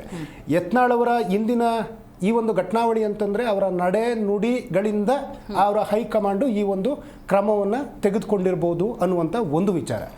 ಮಗದೊಂದು ವಿಚಾರ ಇದೆ. BJP ವಿಚಾರಕ್ಕೆ ಹೇಳಬೇಕು ಅಂತಂದರೆ, ಹುಡುಕುತ್ತಾ ಹೋದ ಧರ್ಮರಾಯನಿಗೆ ಯಾರ ಕೆಟ್ಟವರ ದರ್ಶನ ಆಗಲಿಲ್ಲಂತೆ. ಎಷ್ಟೇ ಹುಡುಕಿದರೂ ದುರ್ಯೋಧನನಿಗೆ ಯಾರ ಒಳ್ಳೆಯರ ದರ್ಶನ ಆಗೋದೇ ಇಲ್ಲಂತೆ. ನಾವು ನೋಡುವ ದೃಷ್ಟಿ ವ್ಯಕ್ತಿತ್ವವನ್ನು ರೂಪಿಸ್ತದೆ ಅಂತೇಳಿ. ಈಗ BJPಯ ಒಂದು ಮಟ್ಟಕ್ಕೆ ಅವ್ರ ವಿರೋಧ ಪಕ್ಷದಲ್ಲಿ ಅವ್ರು ಎಷ್ಟೇ ಹುಡುಕಿದ್ರು ಅವರ ಸದ್ಯದ ಪರಿಸ್ಥಿತಿ ದುರ್ಯೋಧನ ರೀತಿಯಾಗಿದೆ. ಇವ್ರನ್ನ ನೋಡಿದ್ರೆ ಅವ್ರು ಕೆಟ್ಟದಾಗ ಕಾಣಿಸ್ತಾ ಇದ್ದಾರೆ, ಅವ್ರನ್ನ ನೋಡಿದ್ರೆ ಇವ್ರು ಕೆಟ್ಟದಾಗ ಕಾಣಿಸ್ತಾ ಇದ್ದಾರೆ. ಆಯಿತು, ಮಾನ್ಯ ಯತ್ನಾಳ್ನವ್ರನ್ನ ಇವತ್ತು ತೆಗೆದಿದ್ದಾರೆ. ನಾನು ಬಹಳ ಗೌರವಿಸ್ತೀನಿ ಮಾನ್ಯ ಯಡಿಯೂರಪ್ಪ ಸಾಹೇಬ್ರನ್ನ. ಅವರು ವಯಸ್ಸಿನಲ್ಲಿ ಹಿರಿಯರು, ಭಾಳ ಅನುಭವಿ ರಾಜಕಾರಣಿ. ಆದರೆ ಯಡಿಯೂರಪ್ಪನವರು ನಡೆದುಕೊಂಡಂಥ ರೀತಿ ಇದು ಮೊದಲಲ್ಲ, ಇದು ಕೊನೆ ಅಲ್ಲ. ಅವತ್ತು ಯಡಿಯೂರಪ್ಪನವರು, ಇವತ್ತು ಅವರ ಸುಪುತ್ರ ವಿಜಯೇಂದ್ರರವರು. ಯಡಿಯೂರಪ್ಪನವರು ಮಾತ್ರ BJP ಪಾರ್ಟಿಯನ್ನು ಕಟ್ಟಿದವರಲ್ಲ. AK ಸುಬ್ಬಯ್ಯನವರಾಗಿರ್ಬೋದು ಅಥವಾ BB ಶಿವಪ್ಪನವರಾಗಿರ್ಬೋದು. BB ಶಿವಪ್ಪನವರು ಒಬ್ಬ ಲಿಂಗಾಯತ ನಾಯಕ ಆಗಿದ್ದಂಥವ್ರೆ. ಆದರೆ ಅವ್ರುಗಳನ್ನ ಯಾವ ರೀತಿ ಮೂಲಕ್ಕೆ ಸರಿಸಿದ್ರು, ಕೊನೆ ಪಕ್ಷ ಅವ್ರು ತೀರ್ಕೊಂಡಾಗ ಎಷ್ಟು ಜನ BJP ನಾಯಕರು ಹೋದ್ರು ಅನ್ನುವಂಥದ್ದು, ಅವ್ರು ತೋಟ ಮಾರ್ಬಿಟ್ಟು ಒಂದು ಪಕ್ಷವನ್ನು ಕಟ್ಟಿದವರು, ಒಳ್ಳೆ ವಾಗ್ಮಿ ಆಗಿದ್ದವರು. ಆದರೆ ಅವರು ಏನೋ ಅವರ ಬೇರ್ಗಳಿದಾವಲ್ಲ, ಅದು ಇನ್ನೂ ತಮ್ಮಿಂದ ಕಿತ್ಕೊಳ್ಳಿಕ್ಕೆ ಆಗೇ ಇಲ್ಲ. ಕೆಲವೊಂದು ಕಡೆ ಹೇಳ್ತೀನಿ, ಈಗ AK ಸುಬ್ಬಯ್ಯನವರು ಕೊಡಗಿನಲ್ಲಿ ಅವರು BJP ಕಟ್ಟಿದ್ದು, ನಮಗೆ ಇಷ್ಟು ವರ್ಷ ಬೇಕಾಯಿತು ಕೊಡಗಿನಲ್ಲಿ ನಾವು ಕಾಂಗ್ರೆಸ್ ಗೆಲ್ಲೋದಕ್ಕೆ, 2 ಸೀಟ್ನ ಇಲ್ಲಿ ತನಕ ಗೆಲ್ಲೋದಕ್ಕೆ. BB ಶಿವಪ್ಪನವ್ರು ಹೋದ್ಮೇಲೆ ನಾವು ಕಾಂಗ್ರೆಸ್ ಸಕಲೇಶ್ಪುರದಲ್ಲಿ ಗೆಲ್ಲೋದಕ್ಕಾಗಿಲ್ಲ. It's a fact. ಇವತ್ತು ಜಗದೀಶ್ ಶೆಟ್ಟರು ಏನು ಆ ಬೇರ್ನ ಅಲ್ಲಿ ಹುಬ್ಳಿಯಲ್ಲಿ ಈದ್ಗ ಅನ್ನೋಂಥ ವಿಚಾರ ತಗೊಂಡು ನೆಟ್ಟಿದ್ರಲ್ಲ, ನಮಗೆ ಇಷ್ಟು ಸಮಯ ಆಗಿ ನಾವು ತೆಗೆಯೋದಕ್ಕೆ ಹೋಗ್ತಾ ಇದೀವಿ. ಆದರೆ ಆ ಬೇರುಗಳು ನಾವು ಅನ್ಕೊಂಡ್ರದು ಆಲದ ಮರ ಅಲ್ಲ, ಆ ಬೇರುಗಳು ಜಾಲಿ ಮರನೇ ಆಗಿರ್ತದೆ. ಆದರೆ ಜನಗಳಿಗೆ ನಿಧಾನವಾಗಿ ಅದು ಅರ್ಥ ಆಗ್ತಾ ಬರ್ತಾ ಇದೆ. ನಾಟ್ ಓನ್ಲಿ ಇವತ್ತು ಯತ್ನಾಳ್ ಅವ್ರನ್ನ ಏನು ಹಿಂದೂ ಹುಲಿ ಅಂತ ಇದ್ರು, ಅನಂತಕುಮಾರ್ ಹೆಗ್ಡೆನ ಹಿಂದೂ ಹುಲಿ ಅಂತ ಇದ್ರು, ಈಶ್ವರಪ್ಪನವ್ರನ್ನ ಹಿಂದೂ ಹುಲಿ ಅಂತ ಇದ್ರು, ಪ್ರತಾಪ್ ಸಿಂಹನ ಹಿಂದೂ ಹುಲಿ ಅಂತ ಇದ್ರು. ಇವ್ರು ಪ್ರತಾಪ್ ಸಿಂಹನ್ ಟಿಕೆಟ್ ಹೆಂಗೆ ಮಿಸ್ ಆಯಿತು, ಅನಂತಕುಮಾರ್ ಹೆಗ್ಡೆ ಅವ್ರ ಟಿಕೆಟ್ ಹೆಂಗೆ ಮಿಸ್ ಆಯಿತು, ಈಶ್ವರಪ್ಪನವ್ರಿಗೆ ನಿಲ್ಬೇಡ ಅಂತಾನೆ ಅಲ್ಲಿಂದ ನಿಲ್ಸೋದಕ್ಕೆ ಬಿಡೋದಿಲ್ಲ, ಕೊನೆ ಪಕ್ಷ ಅವ್ರ ಮಗನಿಗೆ ಕೊಡ್ತೀನಿ ಅಂತ ಪ್ರಾಮಿಸ್ಗಳನ್ನ ಕೊಟ್ಟಿದ್ರು.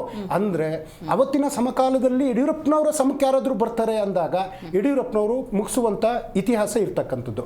ಇವತ್ತು ಅವರು ಸುಪುತ್ರನಿಗೆ ಏನಾದರೂ ಅಡ್ಡ ಯಾರಾದರೂ ಇದ್ದಾರೆ ಅಂತಂದರೆ ಆಯ್ತು, ಯತ್ನಾಳ್ ಅವ್ರಿಗೆ ಇವರು ಎಂಥದ್ದು ಬರೆ ಅಂತಂದ್ರು. ಎತ್ತಿಗೇನೋ ಎತ್ತಿಗೆ ಜ್ವರ ಬಂದ್ರೆ ಎತ್ತಿಗೆ ಜ್ವರ ಬಂದ್ರೆ ಎಮ್ಮೆಗೆ ಬೇರೆ ಅಂತೇಳಿ. ಒಕ್ಕಲಿಗ ಮತ್ತೆ ದಲಿತ ಮಹಿಳೆಯರನ್ನ ಅತಿ ಹೀನವಾಗಿ ನಿಂದಿಸಿರ್ತಕ್ಕಂಥ HIV ಇಂಜೆಕ್ಟ್ನ ವಿರೋಧ ಪಕ್ಷದ ನಾಯಕರಿಗೆ ಮಾಡ್ತೀನಿ ಅಂತ ಹನಿ ಡ್ರಾಪ್ ಕೇಸ್ ಇರ್ತಕ್ಕಂಥ ಅತ್ಯಾಚಾರದ ಪ್ರಕರಣ ಇರ್ತಕ್ಕಂಥ ಮುನ್ರತ್ನವ್ರ ಮೇಲೆ ಯಾವುದೇ ರೀತಿಯಾದಂಥ ಕ್ರಮ BJP ಅವರು ತಗೊಳ್ಳೋದಿಲ್ವಾ? ಇವತ್ತು ಇದೇ ಜಾರಕಿಹೊಳಿ ಅವರು, ರಮೇಶ್ ಜಾರಕಿಹೊಳಿ ಅವರು ಸೇಮ್ ಟು ಸೇಮ್ ಯತ್ನಾಳ್ ಅವರು ಎಷ್ಟು ಮಾತಾಡಿದ್ರು ಅದಕ್ಕೂ ಮೀರಿದ ಪದ, ಏಕವಚನದ ಪದ ಇದೇ ವಿಜಯೇಂದ್ರ ಅವ್ರ ಮೇಲೆ ಮಾಡಿದ್ರಲ್ಲ. ಯಾಕೆ ಅವ್ರ ಮೇಲೆ ಯಾವುದೇ ಕ್ರಮ ಇಲ್ವಾ? ಅಥವಾ BP ಹರೀಶ್ ಅವರಾಗಿರ್ಬೋದು, ಅಥವಾ ಯುನೋ ಈ ಸೈಡಿಗೆ ಬಂದ್ರೆ ರೇಣುಕಾಚಾರ್ಯ ಆಗಿರ್ಬೋದು, BC ಪಾಟೀಲ್ ಅವರಾಗಿರ್ಬೋದು, ಅವ್ರುಗಳು ಅವ್ರಿಗೆ ನಿನ್ಸಿದ್ರಲ್ಲ. ಮತ್ತೆ ನನಗನ್ಸಿರೋ ಪ್ರಕಾರ ಯತ್ನಾಳ್ ಅವರು ಪಾರ್ಟಿ ವಿಚಾರದಲ್ಲಿ ಎಲ್ಲೂ ಮಾತಾಡಿರ್ಲಿಲ್ಲ. ಅವರ ಒಂದು ಆರೋಪಗಳು ಅವ್ರ ಪಾರ್ಟಲ್ಲಿ ಇದ್ದವರು ಅಥವಾ ಇವ್ರ ಪಾರ್ಟಲ್ಲಿ ಇದ್ದರು, ಪರಸ್ಪರ ದ್ವೇಷ ಇವರು ನಾಯಕರುಗಳ ಮೇಲೆ ಇತ್ತೇ ಹೊರತು ನೀವು ಉಚ್ಚಾಟನೆ ಮಾಡೋದಾದ್ರೆ ಎಲ್ಲರನ್ನೂ ಮಾಡಬೇಕಿತ್ತು. ಆದ್ರೆ ಕಾದ್ ನೋಡೋಣ, ಯಾಕೆಂದ್ರೆ ಅಷ್ಟು ಸುಲಭ ಕೂರುವಂತ ಆಸಾಮಿ ಯತ್ನಾಳ್ ಅವರು ಅಲ್ಲ. ಅವತ್ತೇನೋ ಅವರ ದಾರಿ ತಪ್ಪಿನಿಂದ JDS-ಗೆ ಹೋಗಿದ್ರು. ಅವತ್ತು ಎಂಥದ್ದು ಮುಸ್ಲಿಮ್ರ ಟೋಪಿ ಹಾಕಿದ್ರು, ಬಿರಿಯಾನಿ ಬಡಿಸಿದ್ರು, ಆಶ್ಚರ್ಯ ಅವೆಲ್ಲ ರಾಜಕೀಯದಲ್ಲಿ. ಆದರೆ ಇವತ್ತು ಅವರು ಆ ರೀತಿಯಾದಂಥ ನಡೆಗಳನ್ನ ತೆಗೆದುಕೊಳ್ಳೋದಿಲ್ಲ ಅನ್ನುವಂಥ ಒಂದು ಊಹೆ.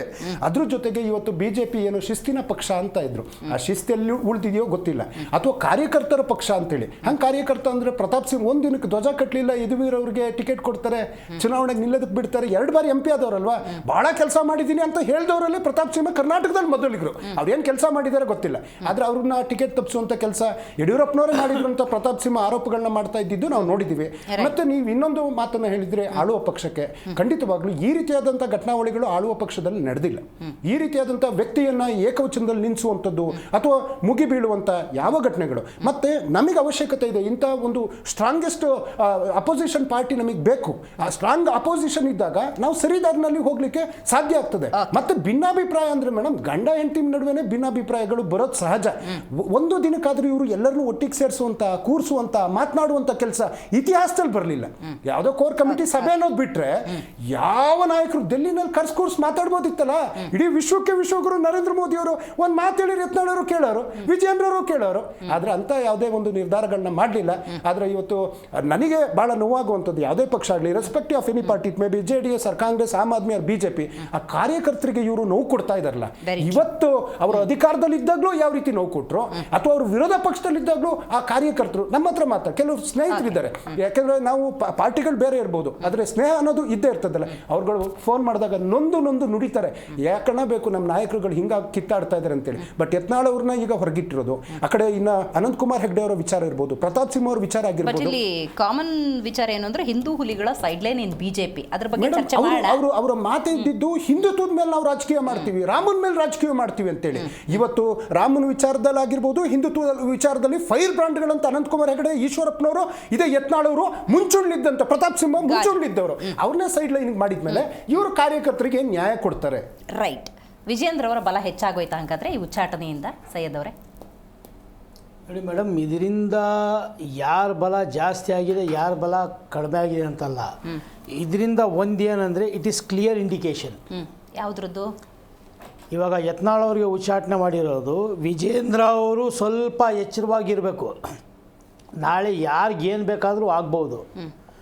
So no one is superior ಅಂತ ಇದು ಒಂದು ಇಂಡಿಕೇಶನ್ನು. ಇವಾಗ ಕೆಲವೊಮ್ಮೆ ನೀವೇ ನೋಡಿದಿರಿ, ಕೆಲವೊಂದು ಸ್ಟೇಟ್ಮೆಂಟ್ಗಳು ಯತ್ನಾಳ್ ಅವ್ರದ್ದು ಹೆಂಗಿತ್ತು ಅಂದರೆ, ನನಗೆ ಯಾರು ಮೀರ್ಸೋಕ್ಕಾಗಲ್ಲ, ಹೈಕಮಾಂಡ್ ಏನು ಮಾಡ್ಕೊಳಕ್ಕಾಗಲ್ಲ ಅಂತ ಒಂದು ಪರಿಸ್ಥಿತಿಯಲ್ಲಿದ್ದರು. ನಾನೇ ಅಂತ ಸುಮಾರು ಸಲ ವಾರ್ನಿಂಗ್ ಕೊಟ್ಟಿದ್ರು ಅವರು ಅವ್ರ ವರ್ತನೆ ಬದಲಾಯಿಸ್ಕೊಂಡಿರಲಿಲ್ಲ. ನೋಡಿ ಮೇಡಮ್, ಕೆಲವೊಂದು ಈಗ ಅಶಿಸ್ತು ಕ್ರಮ ತಗೊಳ್ಳೋದಕ್ಕೆ ಗ್ಯಾಪ್ ತಗೊಂಡಿದೆ BJP ಅನ್ನೋದಾದರೆ ಅವಕಾಶ ಕೊಡ್ತಿತ್ತು ಅಂತ ಅನ್ಕೋಬೇಕಾ? ಅಲ್ಲ, 100%. ನೋಡಿ, ಆ್ಯಕ್ಷನ್ ತೊಗೊಳಂಗಿದ್ರೆ ಯಾವಾಗಲೂ ತೊಗೋಬೋದಾಗಿತ್ತು. ಬಟ್ ಸಮ್ಟೈಮ್ ವಾಟ್ ಹ್ಯಾಪನ್ಸ್, ಇವಾಗ ಇಂಥ ಪವರ್ಫುಲ್ ಲೀಡ್ರ್ಗಳಿಗೆ, ಯಾವುದೇ ಪಕ್ಷ ಇರಲಿ, ನಮ್ಮ ಪಕ್ಷದಲ್ಲಾಗಲಿ, ಕಾಂಗ್ರೆಸ್ಸಲ್ಲಾಗಲಿ ಅಥವಾ BJPಯಲ್ಲಿ ಪವರ್ಫುಲ್ ಲೀಡರ್ಸ್ ಅನ್ಸ್ಕೊಂಡವ್ರಿಗೆ ಜಲ್ದಿ ಪಕ್ಷ ಅವ್ರನ್ನ ಹೊರಗೆ ಹಾಕಲ್ಲ. So they have given a limited time ಕೊಟ್ಟಿದ್ರು ಅವರಿಗೆ, ಅಟ್ಲೀಸ್ಟ್ ಸ್ವಲ್ಪ ಬದಲಾವಣೆ ಮಾಡಿಕೊಳ್ಳಿ ಅಂತ. ಪ್ಲಸ್ ನೋಟಿಸ್ ಕೊಟ್ಟಾಗಲೂ ಅವರು ಉತ್ತರ ಕೊಡೋವಾಗ ಏನಾದರೂ ಕರೆಕ್ಟಾಗಿ ಕೊಟ್ಟಿದ್ರೆ ಅಟ್ಲೀಸ್ಟ್ ಏನಾದರೂ ಮ್ಯಾನೇಜ್ ಆಗ್ತಿತ್ತು. ಇವಾಗ ಆ ಸಮಿತಿ ಪ್ರಕಾರ ಅವ್ರು ಕೊಟ್ಟಿರೋ ಉತ್ತರನೂ ಅಷ್ಟೊಂದು ಎಕ್ಸೆಪ್ಟಬಲ್ ಅಲ್ಲ. ಸೊ ಹಂಗಾಗಿ ಅವ್ರು ಡಿಸಿಷನ್ ತೊಗೊಂಡಿದ್ದಾರೆ. ಪ್ಲಸ್ ಇನ್ನೊಂದು ವಿಚಾರ ಹೇಳ್ತೀನಿ ಮೇಡಮ್, ಸುಮಾರು ಜನ ಹೇಳ್ತಾರೆ ಯಡಿಯೂರಪ್ಪನೇ ಅವರೇ ಅಲ್ಲ ಅಂತ. ಬಟ್ ಒಂದು ಮಾತ್ರ ಹೇಳಬೇಕು, ಸೆಂಟ್ರಲಲ್ಲಿ BJP ಸ್ಟ್ಯಾಬ್ಲಿಷ್ ಆದಾಗ ಆವಾಗ ಗೆದ್ದಿದ್ದು 2 ಸೀಟು, ಅಟಲ್ ಬಿಹಾರಿ ವಾಜಪೇಯಿ ಆ್ಯಂಡ್ ನಮ್ಮ ಇವರು ಅದ್ವಾನಿಯವರು. ಅದೇ ಥರ ಕರ್ನಾಟಕದಲ್ಲಿ ಇವತ್ತು BJP ಕರ್ನಾಟಕದಲ್ಲಿ ಇದೆ ಅಂದರೆ ಅದಕ್ಕೆ ಮೂಲ ಕಾರಣ ಯಡಿಯೂರಪ್ಪನವರು. ಅವರಿಂದಾನೇ ಇವತ್ತು ಕರ್ನಾಟಕದಲ್ಲಿ BJP ಈ ಮಟ್ಟಕ್ಕೆ ಬೆಳೆದಿರೋದು. ಯಾಕಂದರೆ ಅವ್ರ ಶ್ರಮ ಇದೆ, ಜನ ಮಾತಾಡ್ಬೋದು. ಕುಟುಂಬ ರಾಜಕೀಯ ಪ್ರತಿಯೊಂದರಲ್ಲೂ ಇದೆ, ಅದು ಹೇಳ್ಕೊಳಂಗಿಲ್ಲ ಆಯಿತಾ. ಇವಾಗ ಆ ಲೆಕ್ಕ ನೋಡಿದ್ರೆ ಬೇಡ, ಸುಮ್ಮನೆ ಆಮೇಲೆ ಡೈವರ್ಟ್ ಆಗಿಬಿಡುತ್ತೆ, ಮಾತಾಡೋದು ಬೇಡ. ಸೊ ಹಿಂಗಾಗಿ ಮತ್ತದು ತಿರುಗು ಬಾಣ ಅಲ್ಲ, ತಿರುಗು ಬಾಣ ಆಗೋದಲ್ಲ, ಇಲ್ಲಿ ಕಿರ್ಚಾಟ ಶುರು ಆಗ್ಬಿಡುತ್ತೆ. Okay, got it. So better I don't discuss on that. ಹಿಂಗಿದ್ದಾಗ ಮೇಡಮ್, ಹಿಂಗಿದ್ದಾಗ ಏನಂದರೆ ನೋಡಿ, ಇವತ್ತು ಫೈರ್ ಬ್ರ್ಯಾಂಡು BJP ಅವರು ಮುಸ್ಲಿಂ ಅಗೇನ್ಸ್ಟ್ ಅಂತಾರೆ. ಇವಾಗ ಮೊನ್ನೆನೋ ಮೋದಿಜಿಯವರು ಅದೇನೋ ಕಿಟ್ಗಳು ಎಲ್ಲ ಸ್ಟಾರ್ಟಿಂಗ್ ರಂಜಾನ್ ಸ್ಟಾರ್ಟ್ ಆದಾಗಲೇ ರಂಜಾನ್ ಮುಬಾರಕ್ ಬಾದ್ ಅಂದರು, ಗ್ರೀಟಿಂಗ್ಸ್ ಕೊಟ್ಟವ್ರೆ. ಅಂದರೆ ಇವಾಗ ಅವರಲ್ಲೂ ಕೆಲವೊಂದು ಚೇಂಜಸ್ ಆಗ್ತಾ ಬರ್ತಾ ಇದೆ. ನೋಡಿ ಮೇಡಮ್, ಹಿಂದೂ ಮುಸ್ಲಿಂ ವಿರೋಧ ಮಾಡ್ಕೊಂಡು ಯಾವ ಪಕ್ಷ 5 ವರ್ಷ 10 ವರ್ಷ 15 ವರ್ಷ ಮಾಡ್ಕೊಬಿಟ್ಟು ಬಟ್ ಕಂಟಿನ್ಯೂ ಮಾಡಕ್ ಆಗಲ್ಲ. ಕೆಲವೊಬ್ರು ನನ್ನ ಅನಿಸಿಕೆ ಪ್ರಕಾರ ಇನ್ನ ಒಂದು 4-5 ಜನ ಇದ್ದಾರೆ, ಅವ್ರು ಸ್ವಲ್ಪ ಸೈಡ್ ಮಾಡಿದ್ರೆ ಅಟ್ಲೀಸ್ಟ್ ನೆಕ್ಸ್ಟ್ BJPಗೆ ಏನಾದರೂ ಅವಕಾಶ ಇದೆಯೋ ಏನೋ ಗೊತ್ತಿಲ್ಲ. Right, got it. ಕೆಲವೊಂದು ಇದಾವೆ. ಸೊ ಇಂಥವ್ರಿಗೆ ಸೈಡ್ ಲೈನ್ ಮಾಡಲೇಬೇಕು. Okay, got it. Jambi Puranik sir, ನಿಮ್ಮ ಟರ್ಮ್ ಇದು. ನೀವೀಗ ಕಾರ್ಯಕ್ರಮದಲ್ಲಿ ಹೈಕಮಾಂಡ್ ಥರನೇ ಹಂಗಾಗಿ ಕೇಳ್ತಾ ಇದ್ದೀನಿ. ಈಗ ನೋಡಿ ಸರ್, ಪಕ್ಷ ಅಂದಾಗ ಒಂದು 4 ಜನ ರೆಬಲ್ ಇದ್ದಾರೆ ಅಂತ ಏನೋ ಕಂಪ್ಲೇಂಟ್ ಹೋಯ್ತು, ಅಥವಾ ಪಕ್ಷನೇ ಹೈಕಮಾಂಡೇ ಗಮನಿಸ್ತು ಅಂದಾಗ ಅವನ್ನೆಲ್ಲ ಉಚ್ಚಾಟನೆ ಮಾಡ್ತಾ ಕುತ್ಕೊಳ್ಳೋಕ್ಕಾಗಲ್ಲ ಹೈಕಮಾಂಡ್ಗೆ.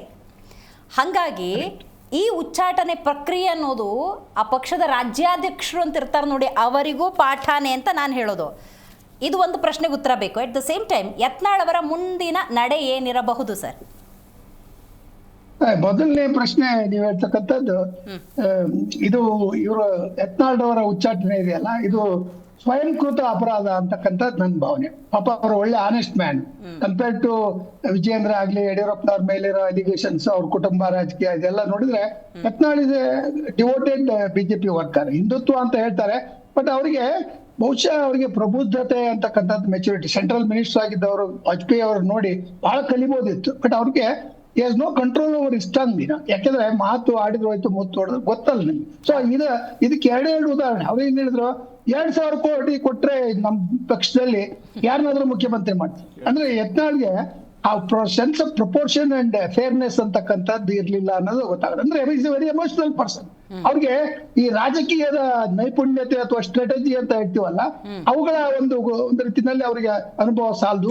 ಅವ್ರು ಎಷ್ಟೇ ಹೋರಾಟ ಮಾಡಿದ್ರು ಸಹ ದೊಡ್ಡ ಕೊರತೆ ಇದೆ, ಅದು ಅವರ ಒಂದು DNA ಇದೆ. ಅದರಿಂದ ಅವರು ಸ್ವಯಂಕೃತ ಅಪರಾಧ ಅಂತಕ್ಕಂಥದ್ದು. ಇನ್ನೊಂದು ಮಾತು ಹೇಳಿದ್ರೆ, ಯಡಿಯೂರಪ್ಪ ಲಿಂಗಾಯತರೇ ಅಲ್ಲ ಅಂತ ಹೇಳಿದ್ರು ನೋಡಿ. ಇವೆರಡು ಬಹಳ ಅತ್ಯಂತ ಬಾಲಿಶವಾದ ಹೇಳಿಕೆಗಳಾಗ್ತವೆ. ಅದು ಏನೇ ಇರಲಿ, ಈಗ ಏನಾಗುತ್ತೆ, ನೀವು ಯಡಿಯೂರಪ್ಪನವ್ರ ಮಗನ ವಿರುದ್ಧ ಫೈಟ್ ಮಾಡ್ಬೇಕಾದ್ರೆ ಅವನ ಒಂದು ನಾಯಕತ್ವದಲ್ಲಿ ಕೊರತೆ ಇದೆ, ನಾನು ಅದಕ್ಕಿಂತ ಉತ್ತಮ ನಾಯಕತ್ವವನ್ನು ಕೊಡ್ತೇನೆ, ಮತ್ತೆ ನನಗೆ ಪಂಚಮಸಾಲಿ ಅಲ್ಲದೆ ಬೇರೆ ಎಲ್ಲ ವರ್ಗಗಳು, ಎಲ್ಲ ಲಿಂಗಾಯತರು ಮತ್ತು ಬೇರೆ ಹಿಂದುಳಿದವರು ಎಲ್ಲರನ್ನೂ ಒಟ್ಟಾಗಿ ಕೊಂಡೊಯ್ತಕ್ಕಂಥ ಶಕ್ತಿ ಇದೆ ಎನ್ನುವ ಕಡೆಗೆ ಅವರು ತಮ್ಮ ರಾಜಕೀಯದ ಒಂದು ಏನು ಶಕ್ತಿ ಇದೆ ಅದನ್ನು ಪ್ರದರ್ಶಿಸಬೇಕಾಯ್ತು. ಆದ್ರೂ ಅವರು ಒಂದು ರೀತಿಯಲ್ಲಿ ಬಹಳ ಅತ್ಯಂತ ಏನಂತಾರೆ ನೆಗೆಟಿವ್ ಅಪ್ರೋಚ್ ನಲ್ಲಿ ಅವ್ರು ಪಾಲಿಟಿಕ್ಸ್ ಅಲ್ಲಿ ಮುಂದೆ ಬರಕ್ ಬಂದ್ರು. ಅವರು ಒಳ್ಳೆ ಮನುಷ್ಯ, ಆನೆಸ್ಟ್, ಸತ್ಯ ಹರಿಶ್ಚಂದ್ರ ಆದ್ರೂ ಸಹ ರಾಜಕೀಯದಲ್ಲಿ ಯಾರು ಒಂದು ರೀತಿಯಲ್ಲಿ ಸ್ಟ್ರಾಟಜಿ ಅವೆಲ್ಲ ಇಲ್ಲದೆ ಇರೋಕ್ ಸಾಧ್ಯ ಇಲ್ಲ. ಸ್ಟ್ರಾಟಜಿ ಆದ್ರೂ ಈಗ ನೋಡಿ, ಯಡಿಯೂರಪ್ಪನವರು ರಿಮೋಟ್ ಕಂಟ್ರೋಲ್ ಇಟ್ಕೊಂಡು ಮಗನ್ನ ಅಮಿತ್ ಶಾ ಮತ್ತೆ ಇತರು ನಡ್ಡಾ ಅವ್ರ ಮೂಲಕ ಮತ್ತೆ ಅಧ್ಯಕ್ಷನಾಗಿ ಮಾಡಿ ಕೂರಿಸಿದ್ದಾರೆ. ಅಂದ್ರೆ ಏನಾಯ್ತು,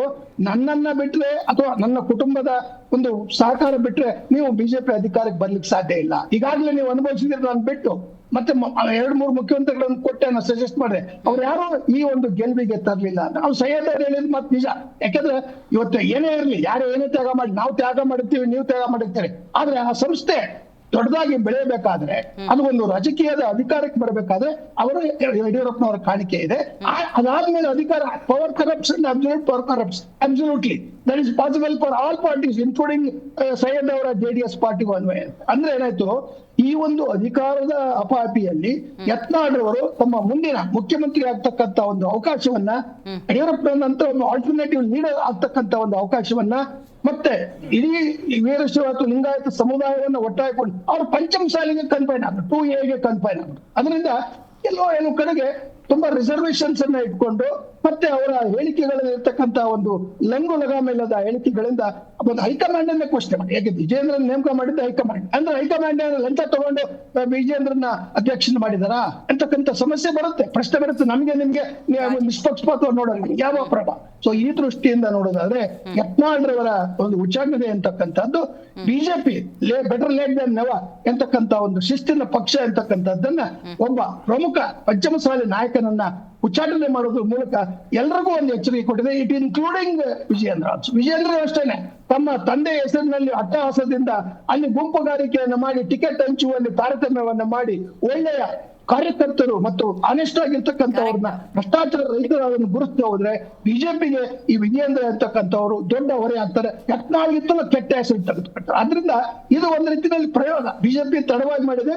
ಮತ್ತೆ ಇದೊಂದು ಎಚ್ಚರಿಕೆ ಇದೆ, ರಮೇಶ್ ಜಾರಕಿಹೊಳಿ ಆಗ್ಲಿ ಅಥವಾ ಉಳಿದವರು ಇದಾರಲ್ಲ, ಏನ್ ಲಿಂಬಾವಳಿ ಮುಂತಾದವರು, ಹರೀಶ್ ಅವರ, ಅವ್ರಿಗೂ ಸಹ ಒಂದು ಎಚ್ಚರಿಕೆ ಇದೆ. ಏನಂದ್ರೆ ನಿಮ್ಮ ಒಂದು ಟೀಕೆ ಅಂತಕ್ಕಂಥದ್ದು ಪಕ್ಷದ ಪರವಾಗಿ ಪಕ್ಷದ ಒಳಗೆ ಇರಬೇಕು. ಆದ್ರೆ ನನ್ನ ಪ್ರಕಾರ ನೀವೇನಂದ್ರೆ ಇಂಟರ್ನಲ್ ಡೆಮೋಕ್ರಸಿ ಅಂತಕ್ಕಂಥದ್ದು ಯಾವ ಪಕ್ಷದಲ್ಲೂ ಇಲ್ಲ. ಎಲ್ಲ ಒಂದು ರೀತಿಯಲ್ಲಿ ಕಾಕಸ್ ಅಂತ ಹೇಳ್ತೀವಿ ನಾವು ಇಂಗ್ಲಿಷ್ ನಲ್ಲಿ. ಕಾಕಸ್ ಅಂದ್ರೆ ನಾಲ್ಕೈದು ಜನ ಮಾತ್ರ ಆ ಒಂದು ಪದಪ್ರಯೋಗ ಮಾಡಿದ್ರು, ಹಿಂದೂ ಹುಲಿಗಳು ಅಂತ ಹೇಳಿ. ಈ ಹಿಂದೂ ಹುಲಿಗಳೆಲ್ಲ ಒಟ್ಟಾಗಿ ಸೇರ್ಕೊಂಡು ಒಂದು ಪ್ರತ್ಯೇಕ ಪಕ್ಷ ಮಾಡ್ತವ ಹೆಂಗೆ ಅಂತ. ಇಲ್ಲ, ಅದು ಸಾಧ್ಯ ಇಲ್ಲ. ಅದಕ್ಕೆ ಆ ಪಾಯಿಂಟ್ ಬರ್ತಿದ್ದೆ.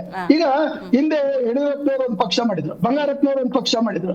ಈ ತರ ಮಾಡಿದ್ರೆ ಒನ್ ಟೈಮ್ ಅಷ್ಟೇ ಅವರು ಆ ಒಂದು ಹೊಸ ಹುರುಪಿನಲ್ಲಿ ಒಂದ್ ರೀತಿಯಲ್ಲಿ ಸ್ವಲ್ಪ ಒಂದು 7-6 ಸೀಟ್ ಕಳಿಸಬಹುದು. ಆದ್ರೆ ನಿಮ್ಮ ಒಂದು ಅಧಿಕಾರವನ್ನ ಕೊಟ್ಟು ಜನರಿಗೆ ಆಲ್ಟರ್ನೇಟಿವ್ ಕೊಡೋದು ನೋಡಿ. ಕಾಂಗ್ರೆಸ್ ನಲ್ಲಿ ಈಗಾಗಲೇ ಅವರು ಏನು ಅನಿಲ್ ಟ್ರಂಪ್ ಬಗ್ಗೆನೇ ಅವರ ಕಾನ್ಸಂಟ್ರೇಷನ್ ಆಗಿ ಆಡಳಿತದಲ್ಲಿ ನಾವು ಯಾವ ಇಶ್ಯೂಗಳನ್ನು ತೆಗೆದುಕೊಂಡು ಮುಂದೆ ಹೋಗ್ಬೇಕಾಗಿತ್ತು. ಬೆಲೆ ಏರಿಕೆ ಇದೆ, ಇಂತಹ ಸಮಸ್ಯೆಗಳನ್ನು ವಿರೋಧ ಪಕ್ಷವಾಗಿ ಮಾಡ್ಬೇಕಾದಂತ ಬಿಜೆಪಿ ಇವತ್ತು ಈ ರೀತಿ ಆಂತರಿಕ ಕಚ್ಚಾಟದಲ್ಲಿ ಅಂದ್ರೆ ಏನಾಯ್ತು, ಪ್ರಿಯಾರಿಟೀಸ್ ಅಲ್ಲಿ ಎಲ್ಲಾ ಪಕ್ಷಗಳು ಸೋತಿದೆ ಮತ್ತು ಜನರಿಗೆ ಬಹಳ ಅವಮಾನವನ್ನ ಅಥವಾ ಜನರಿಗೆ ಹತಾಶ ಮನೋಭಾವನೆಯನ್ನು ಮುಕ್ತ ಮಾಡ್ತಕ್ಕಂಥದ್ದು. ಸೊ ರಾಜಕೀಯದಲ್ಲಿ ಯಾರ ಬಗ್ಗೆ ನಂಬಿಕೆ ಇಲ್ಲ. ಈ ಇನ್ನೊಂದು ಹೊಸ ಪಕ್ಷವನ್ನ ಹಿಂದೂ ಪಕ್ಷ ಅಂತ ಇವರೇನಾದ್ರು ಮಾಡಿದ್ರೆ ಅದು ವಿಫಲವಾಗುತ್ತೆ. ಯಾಕೆಂದ್ರೆ ಅದು ಒಂದರ ಕಾರ್ಪೊರೇಷನ್ ಅಲ್ಲಿ 3-4 ಸೀಟ್ ಪಡ್ಕೊಂಡ ಆಗುತ್ತೆ. ಹೊತ್ತು ಬಂಗಾರಪ್ಪನಂತವ್ರು ಅವರು ಹಿಂದುಳಿದ ವರ್ಗಗಳ ಸಿದ್ದರಾಮಯ್ಯನವ್ರಿಗಿಂತ ಕಟ್ಟ ಹಿಂದುಳಿದ ನಾಯಕ, ಅವರಿಗೆ ಸಕ್ಸಸ್ ಆಗಲಿಲ್ಲ. ಲಿಂಗಾಯತರ ನಾಯಕ ನೀತಿಯ ಅಂತಕ್ಕಂಥ ಯಡಿಯೂರಪ್ಪನವರಿಗೆ ಆಗ್ಲಿಲ್ಲ. ಅದರಿಂದ ಈ ದೇವರಾಜ ಅರಸು ಸಹ ಇಂದಿರಾ ಗಾಂಧಿಗೆ ಸವಾಲು ಹೊಡೆದು ಶೆಡ್ ಹೊಡೆದ್ರು, ಅದು ಅವ್ರದ್ದು ಏನಾಯ್ತು. ಅದರಿಂದ ಯಾವುದೊಂದು ಪಕ್ಷದ ಸಂಘಟನೆ, ಕಾರ್ಯಕರ್ತರು ಮತ್ತೆ ಒಂದು ರೀತಿಯ ನೆಟ್ವರ್ಕ್ ಇರ್ತಕ್ಕಂಥ ಪ್ರಬಲ ಪಕ್ಷಗಳು ಕಾಂಗ್ರೆಸ್ ಮತ್ತು ಬಿಜೆಪಿ, ಈ 2 ಪಕ್ಷಗಳಲ್ಲಿ ಇರ್ತಕ್ಕಂಥ ಒಂದು ಏನು ಬೇರುಗಳಿವೆ. ಅವ್ರು ಹೇಳಿದ್ರೆ ದಿನೇಶ್ ಬೇರು, ಆ ಬೇರು ಮತ್ತು ಒಂದು ಸಂಪನ್ಮೂಲಗಳನ್ನ ಸರಿಯಾಗಿ ಉಪಯೋಗಿಸ್ಕೊಳ್ತಕ್ಕಂಥ ಒಳ್ಳೆ ನಾಯಕರು ಬರಬೇಕು. ಭ್ರಷ್ಟಾಚಾರ ರಹಿತವಾದ, ಕಳಂಕ ರಹಿತವಾದ, ಅನೀತಿಯಿಂದ ದೂರ ಇರ್ತಕ್ಕಂಥ, ಈ ಒಂದು ಕಾಮಕೇಲಿ ಅಪಾದನೆಗಳಿಂದ ದೂರ ಇರ್ತಕ್ಕಂಥ ಒಂದು ಸಚ್ಚಾರಿತ್ರದ ಜನ ಬೇಕು. ಆ ಒಂದು ಸಚ್ಚಾರಿತ್ರದ ಜನ ಎಲ್ಲ ಪಕ್ಷಗಳಲ್ಲೂ ಇಲ್ಲ ಅಂತಕ್ಕಂಥದ್ದೇ ನಿಮ್ಮ ಒಂದು ಸಾರ್ವಜನಿಕರ ಒಂದು ಹತಾಶ ಮನೋಭಾವನೆ. ಅಂತ ನಾಯಕರು ಬರಲಿಲ್ಲ, ಇನ್ನು ಮುಂದೆ ಕರ್ನಾಟಕದಲ್ಲಿ ಅಂತ ನಾಯಕರು ಬರುವ ಒಂದು ಸೂಚನೆಗಳು ಸಹ ಕಾಣ್ತಾ ಇಲ್ಲ ಎಂತಕ್ಕಂಥದ್ದು ನನ್ನ ಒಂದು ಅತ್ಯಂತ ಕಳಕಳಿಯ ಒಂದು ರೀತಿಯ ಅಭಿಪ್ರಾಯ. ರೈಟ್. ಅಂತೂ ಇಂತೂ ಬಿಜೆಪಿ ಹೈಕಮಾಂಡ್ ಒಂದು ನಿರ್ಧಾರಕ್ಕೆ ಬಂದಿದೆ. ಬಸನಗೌಡ ಪಾಟೀಲ್ ಯತ್ನಾಳ್ ಅವರ ಉಚ್ಚಾಟನೆಯನ್ನು 6 ವರ್ಷಗಳ ಕಾಲ ಮಾಡಿದೆ. ರುದ್ರದೇವರು ಸರ್, ನೀವು ಮಾತಾಡಬೇಕು. ಕಳೆದ ಬಾರಿಯ ವಿಧಾನಸಭಾ ಚುನಾವಣೆ ಅಂತ ಸಂದರ್ಭದಲ್ಲೇ ಬಿಜೆಪಿ ಹಂತ ಹಂತವಾಗಿ ನೆಲ ಕಚ್ತಾ ಇದೆ. ಇನ್ನು ಹಂಗು ಹಿಂಗು ಹಿರಿಯರ ಮುಖ ನೋಡ್ಕೊಂಡು ಒಂದಷ್ಟು ಸೀಟ್ಗಳು ಅಂತ ಬಂದಿದ್ದಾವೆ. ಇನ್ನು ಯುವ ನಾಯಕ ಅಂತ ಗುರುತಿಸ್ಕೊಂಡು ಎಲ್ಲರನ್ನ ಒಗ್ಗೂಡಿಸ್ಕೊಂಡು ಹೋಗ್ತೀನಿ ಅಂತ ಹೇಳ್ತಿದ್ದಂತಹ ವಿಜೇಂದ್ರ ಅವರ ಹಸ್ತಕ್ಷೇಪ ಇರ್ಬೋದು, ಅವರ ನಿರ್ಧಾರಗಳನ್ನೂ ಕೂಡ ಗಮನಿಸಿರುವುದರಿಂದಾಗಿ ಬಿಜೆಪಿ ಕರ್ನಾಟಕದಲ್ಲಿ ಅಧೋಗತಿ ಹೋಗೋಕ್ಕೆ ಇದಿಷ್ಟು ಸಾಕು ಅಂತ ಒಂದಷ್ಟು ಟೀಕೆ ಟಿಪ್ಪಣಿಗಳು. ಸರ್, ಏನು ಹೇಳ್ತೀರಿ ಇದ್ರ ಬಗ್ಗೆ? ನೋಡಿ ಮೇಡಮ್, ಟೀಕೆ ಟಿಪ್ಪಣಿ ಮಾಡೋರು ಅವ್ರ ಬಾಯಿಗೆ ಸಂಬಂಧಪಟ್ಟಂತೆ, ಅವ್ರ ಸಮಾಧಾನಕ್ಕೆ ಸಂಬಂಧಪಟ್ಟಂತೆ ಟೀಕೆ ಟಿಪ್ಪಣಿ ಮಾಡ್ಬೋದು ಮೇಡಮ್. ನೋಡಿ, ಯತ್ನಾಳ್ ಅವ್ರಿಗೂ ಕೂಡ ಅವಕಾಶಗಳನ್ನ ನಮ್ಮ ಸ್ನೇಹಿತರುಗಳಿಗೆ ಮಾಧ್ಯಮದಲ್ಲಿ ಮಾತಾಡ್ದಂಗೆ ಅವಕಾಶಗಳ ಮೇಲೆ ಅವಕಾಶ ಕೊಟ್ರು. ಎಷ್ಟು ಮಾತಾಡ್ಬೇಕು ಅಷ್ಟೇ ಮಾತಾಡ್ಬೇಕು. ಮೀರಿ ಮಾತಾಡಿದಾಗ ಪಾರ್ಟಿಗಿಂತ ವ್ಯಕ್ತಿ ದೊಡ್ಡವರಲ್ಲ.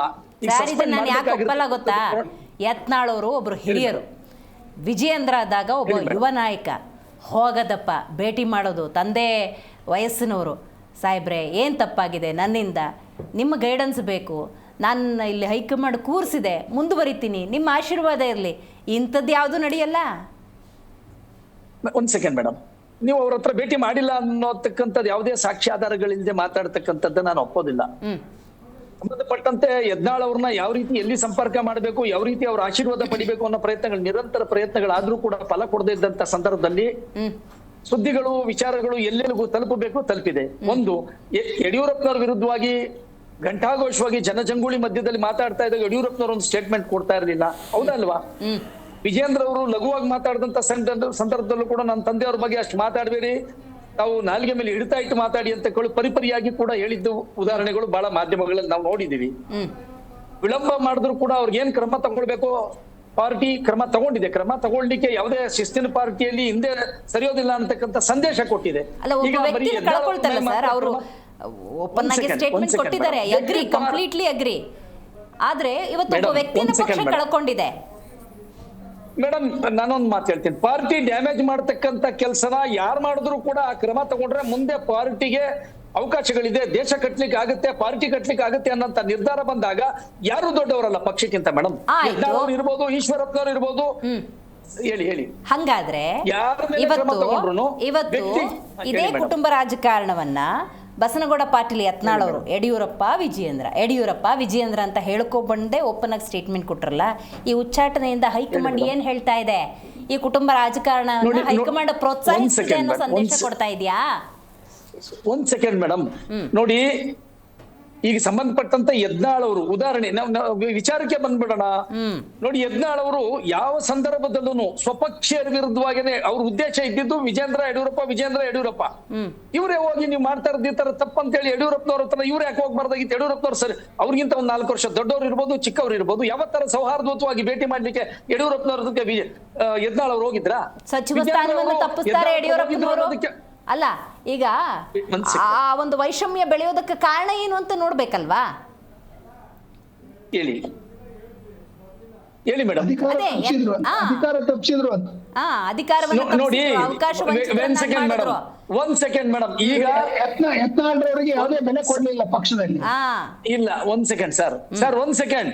ಯತ್ನಾಳ್ ಅವರು ನೀವೇ ಹಿರಿಯರು, ಒಂದ್ ಸೆಕೆಂಡ್ ಮಾತಾಡಿ, ದಯವಿಟ್ಟು ಅವಕಾಶ ಕೊಡಿ.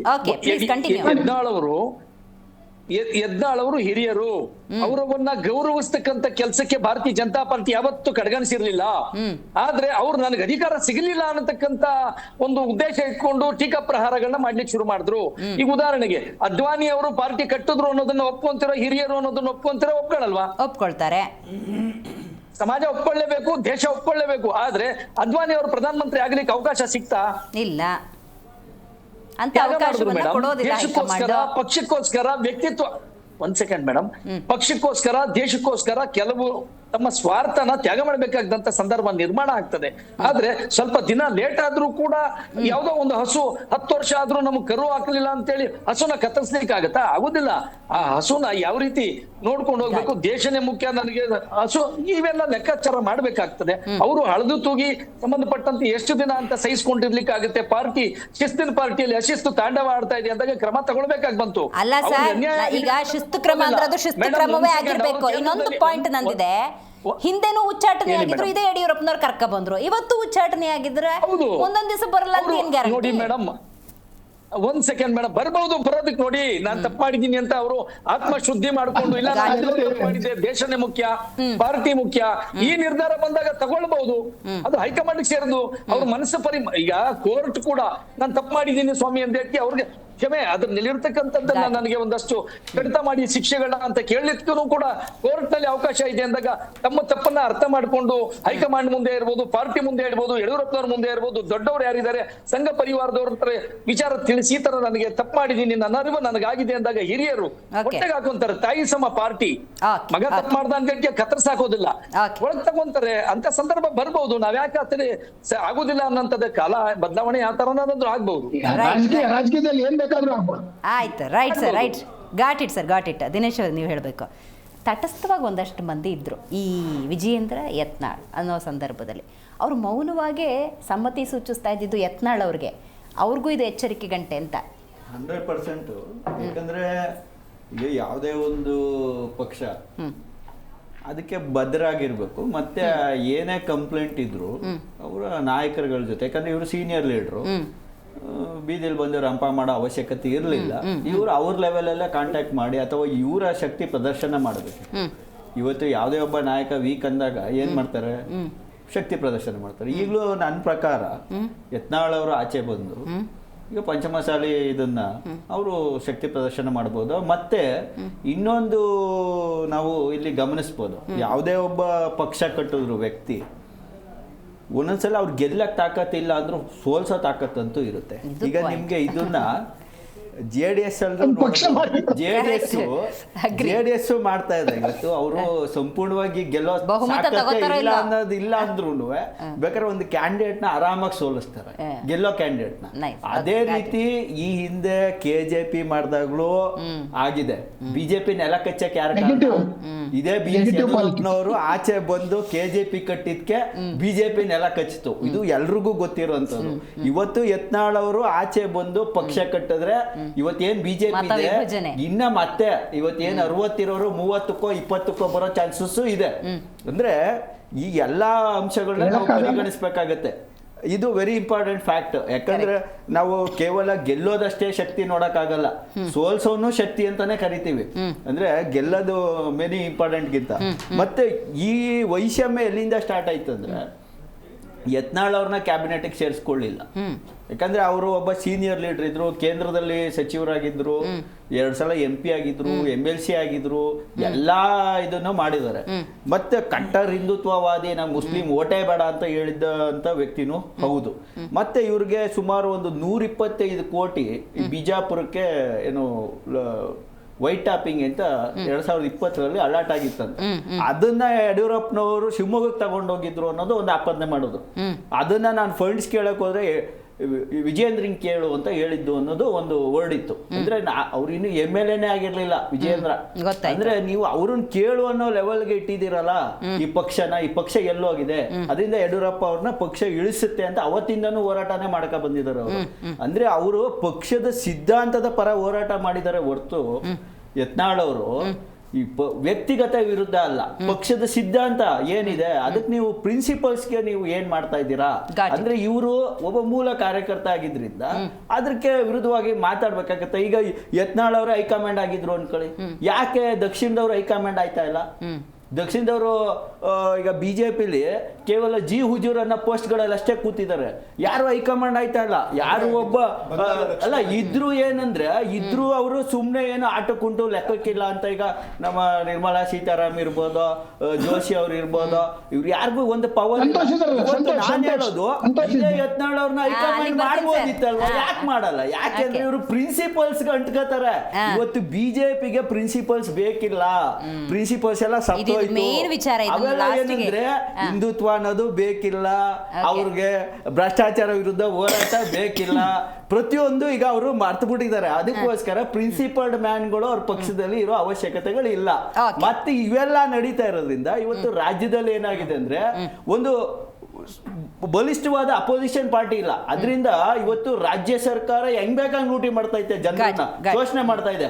ದರ ಏರಿಕೆ ಅಂದ್ರೆ ಎಲ್ಲಾದ್ರೂ ಬಸ್ ಇಂದ ಇರ್ಬೋದು, ಹೆಂಡ ಇರ್ಬೋದು, ವೆಹಿಕಲ್ಸ್ ಇರ್ಬೋದು, ರಿಜಿಸ್ಟ್ರೇಷನ್ ಇರ್ಬೋದು, ಪ್ರತಿಯೊಂದು ವಸ್ತುಗಳಲ್ಲಿ ಗಗನಕ್ಕೇರಿಸಿದ್ದಾರೆ.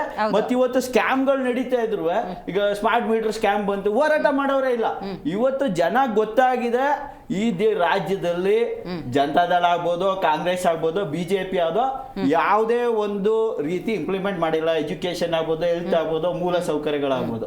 ಜನರಿಗೆ ಅರ್ಥ ಆಗ್ತಾ ಇದೆ. ನೆಕ್ಸ್ಟ್ ದಿನಗಳಲ್ಲಿ AAP ಬೆಂಬಲ ಕೊಡೋ ಸನಿಯಗಳು ಬರ್ತಾ ಇದೆ. ಯಾಕಂದ್ರೆ ಇವತ್ತು ಇವರ ಸಮಸ್ಯೆಗಳೇ ನಮಗೆ ಪ್ಲಸ್ ಪಾಯಿಂಟ್ ಆಗುವಂತ ಎಲ್ಲ ಒಂದು ಅಂಶಗಳು ತೋರ್ತಾ ಇದೆ ಮೇಡಮ್.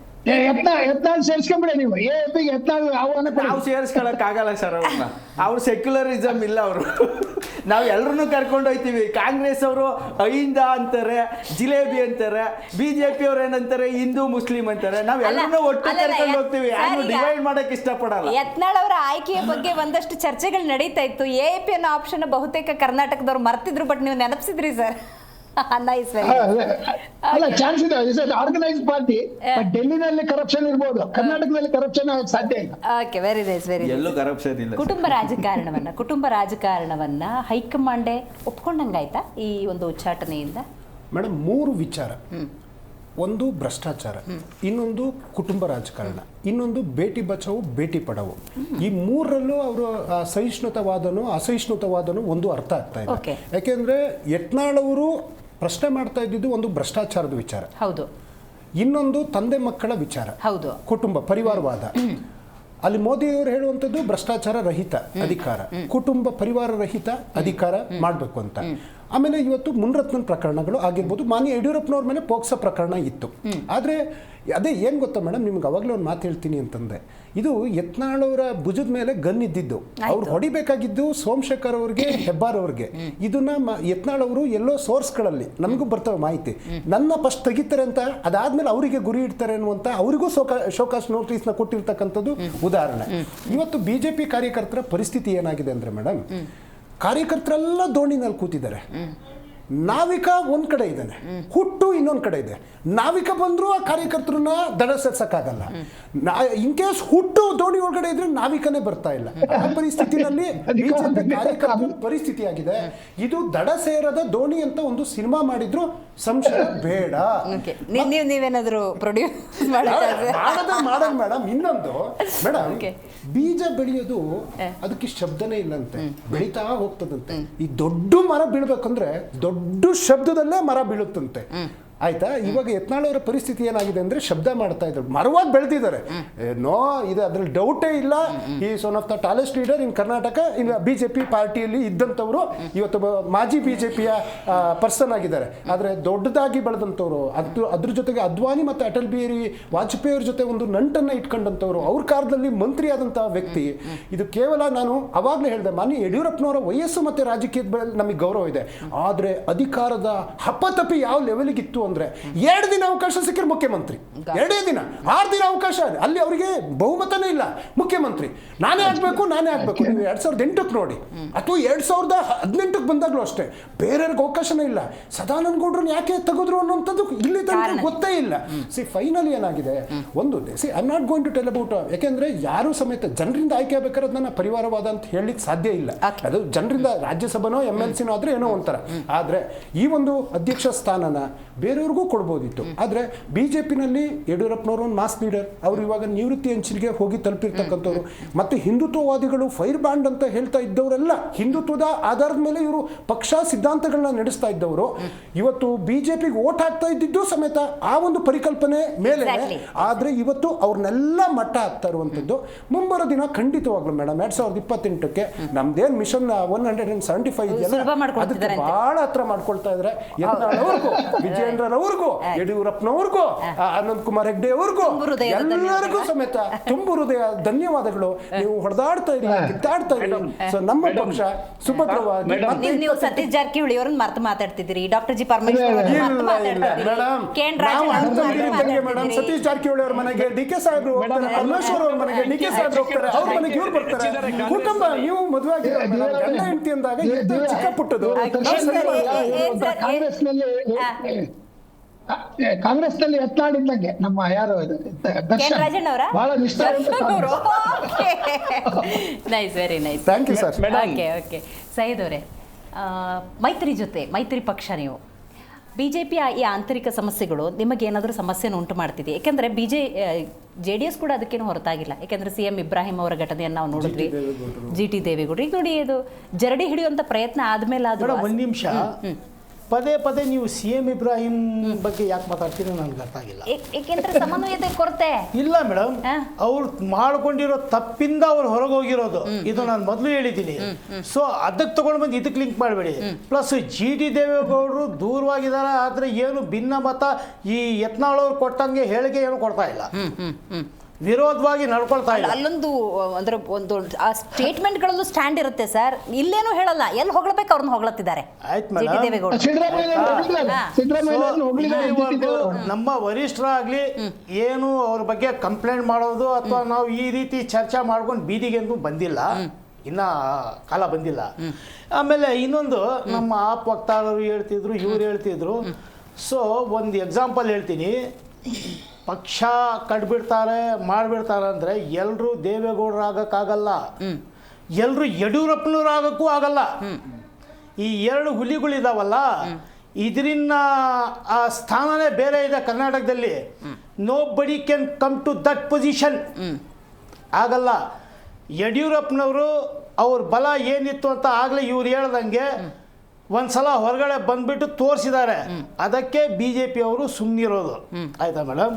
ಆಮೇಲೆ ಪಾಪ ನಮ್ಮ AAP ವಕ್ತಾರರು ಈ ಮಧ್ಯ ಅವ್ರ ಬೇಳೆ ಬೇಯಿಸ್ಕೊಳ್ಳೋಣ ಅಂತ, ಅದು ಆಗ್ದಿರೋ ಕತೆ ಅದು. ಯಾಕಂದ್ರೆ ಪಾಪ ಡೆಲ್ಲಿನೇ ಉಳಿಸ್ಕೊಂಡಿಲ್ಲ. ಇಲ್ಲಿ ಕರ್ನಾಟಕದಲ್ಲಿ ಕಾಂಗ್ರೆಸ್ನು ಜನ ನೋಡ್ಬಿಟ್ರು, JDS ನೋಡಿದ್ದಾರೆ, BJP ನೋಡಿದ್ದಾರೆ. ಯಾರು ಬೇಡ ಅಂತ ಇವ್ರಿಗೆ ಅವಕಾಶ ಇದೆ. ನೋಡ್ಬಿಟ್ರಲ್ಲ ಆಮ್ ಆದ್ಮಿ ಕರ್ನಾಟಕದಲ್ಲಿ ನೋಡಿಲ್ಲ, ಇನ್ನು ಆಡಳಿತ ನೋಡಿಲ್ಲ. ಅವಕಾಶ ಕೊಟ್ಟು ನೋಡೋಣ ಅನ್ನೋ ಭಾವನೆ ಸಂತೋಷ ಪಡಿಸಿದ್ರು. ಏನ್ ಮಾಡಿದಾರೋ ಅದೇ ಎಫೆಕ್ಟ್ ಇಲ್ಲಿ ಬರೋದು. ಆಯ್ತಾ? ಪಾಪ ಕನ್ಸು ಓಕೆ, ನೋ ಪ್ರಾಬ್ಲಮ್, ಅವ್ರು ನೋಡ್ಬೋದು, ಅದಕ್ಕೆ ನಮ್ಮ ಅಭ್ಯಂತರ ಇಲ್ಲ. ನೋಡಿ ಕನಸು. ಆದ್ರೆ ಇನ್ನ 20 ವರ್ಷ 30 ವರ್ಷ ಆಯ್ತಾ? ನೀವು ಏನ್ ಹೇಳ್ಕೊಂಡ್ ಬಂದ್ರಿ, ಆಮೇಲೆ ಏನ್ ಮಾಡಿದ್ರಿ, ಅದು ನಮ್ಗೂ ಗೊತ್ತಿರೋಂತ ವಿಷಯ. ಇವಾಗ ನಾನು ಮಾತಾಡಿದ್ರೆ ತುಂಬಾ ಜಾಸ್ತಿ ಮಾತಾಡ್ತೀನಿ, ಆಯ್ತಾ ಮೇಡಮ್? ಆಮೇಲೆ ಹಿಂದೂ ಹುಲಿಗಳು ಆಕ್ಚುಲಿ ಆಮ್ ಆದ್ಮಿ ಅವ್ರಿಗೂ ಕಾಂಗ್ರೆಸ್ ಅವ್ರಿಗೂ ಇಂಥವ್ರು ಬೇಕು. ಯಾಕೆ ಎದಕ್ ಗೊತ್ತಾ?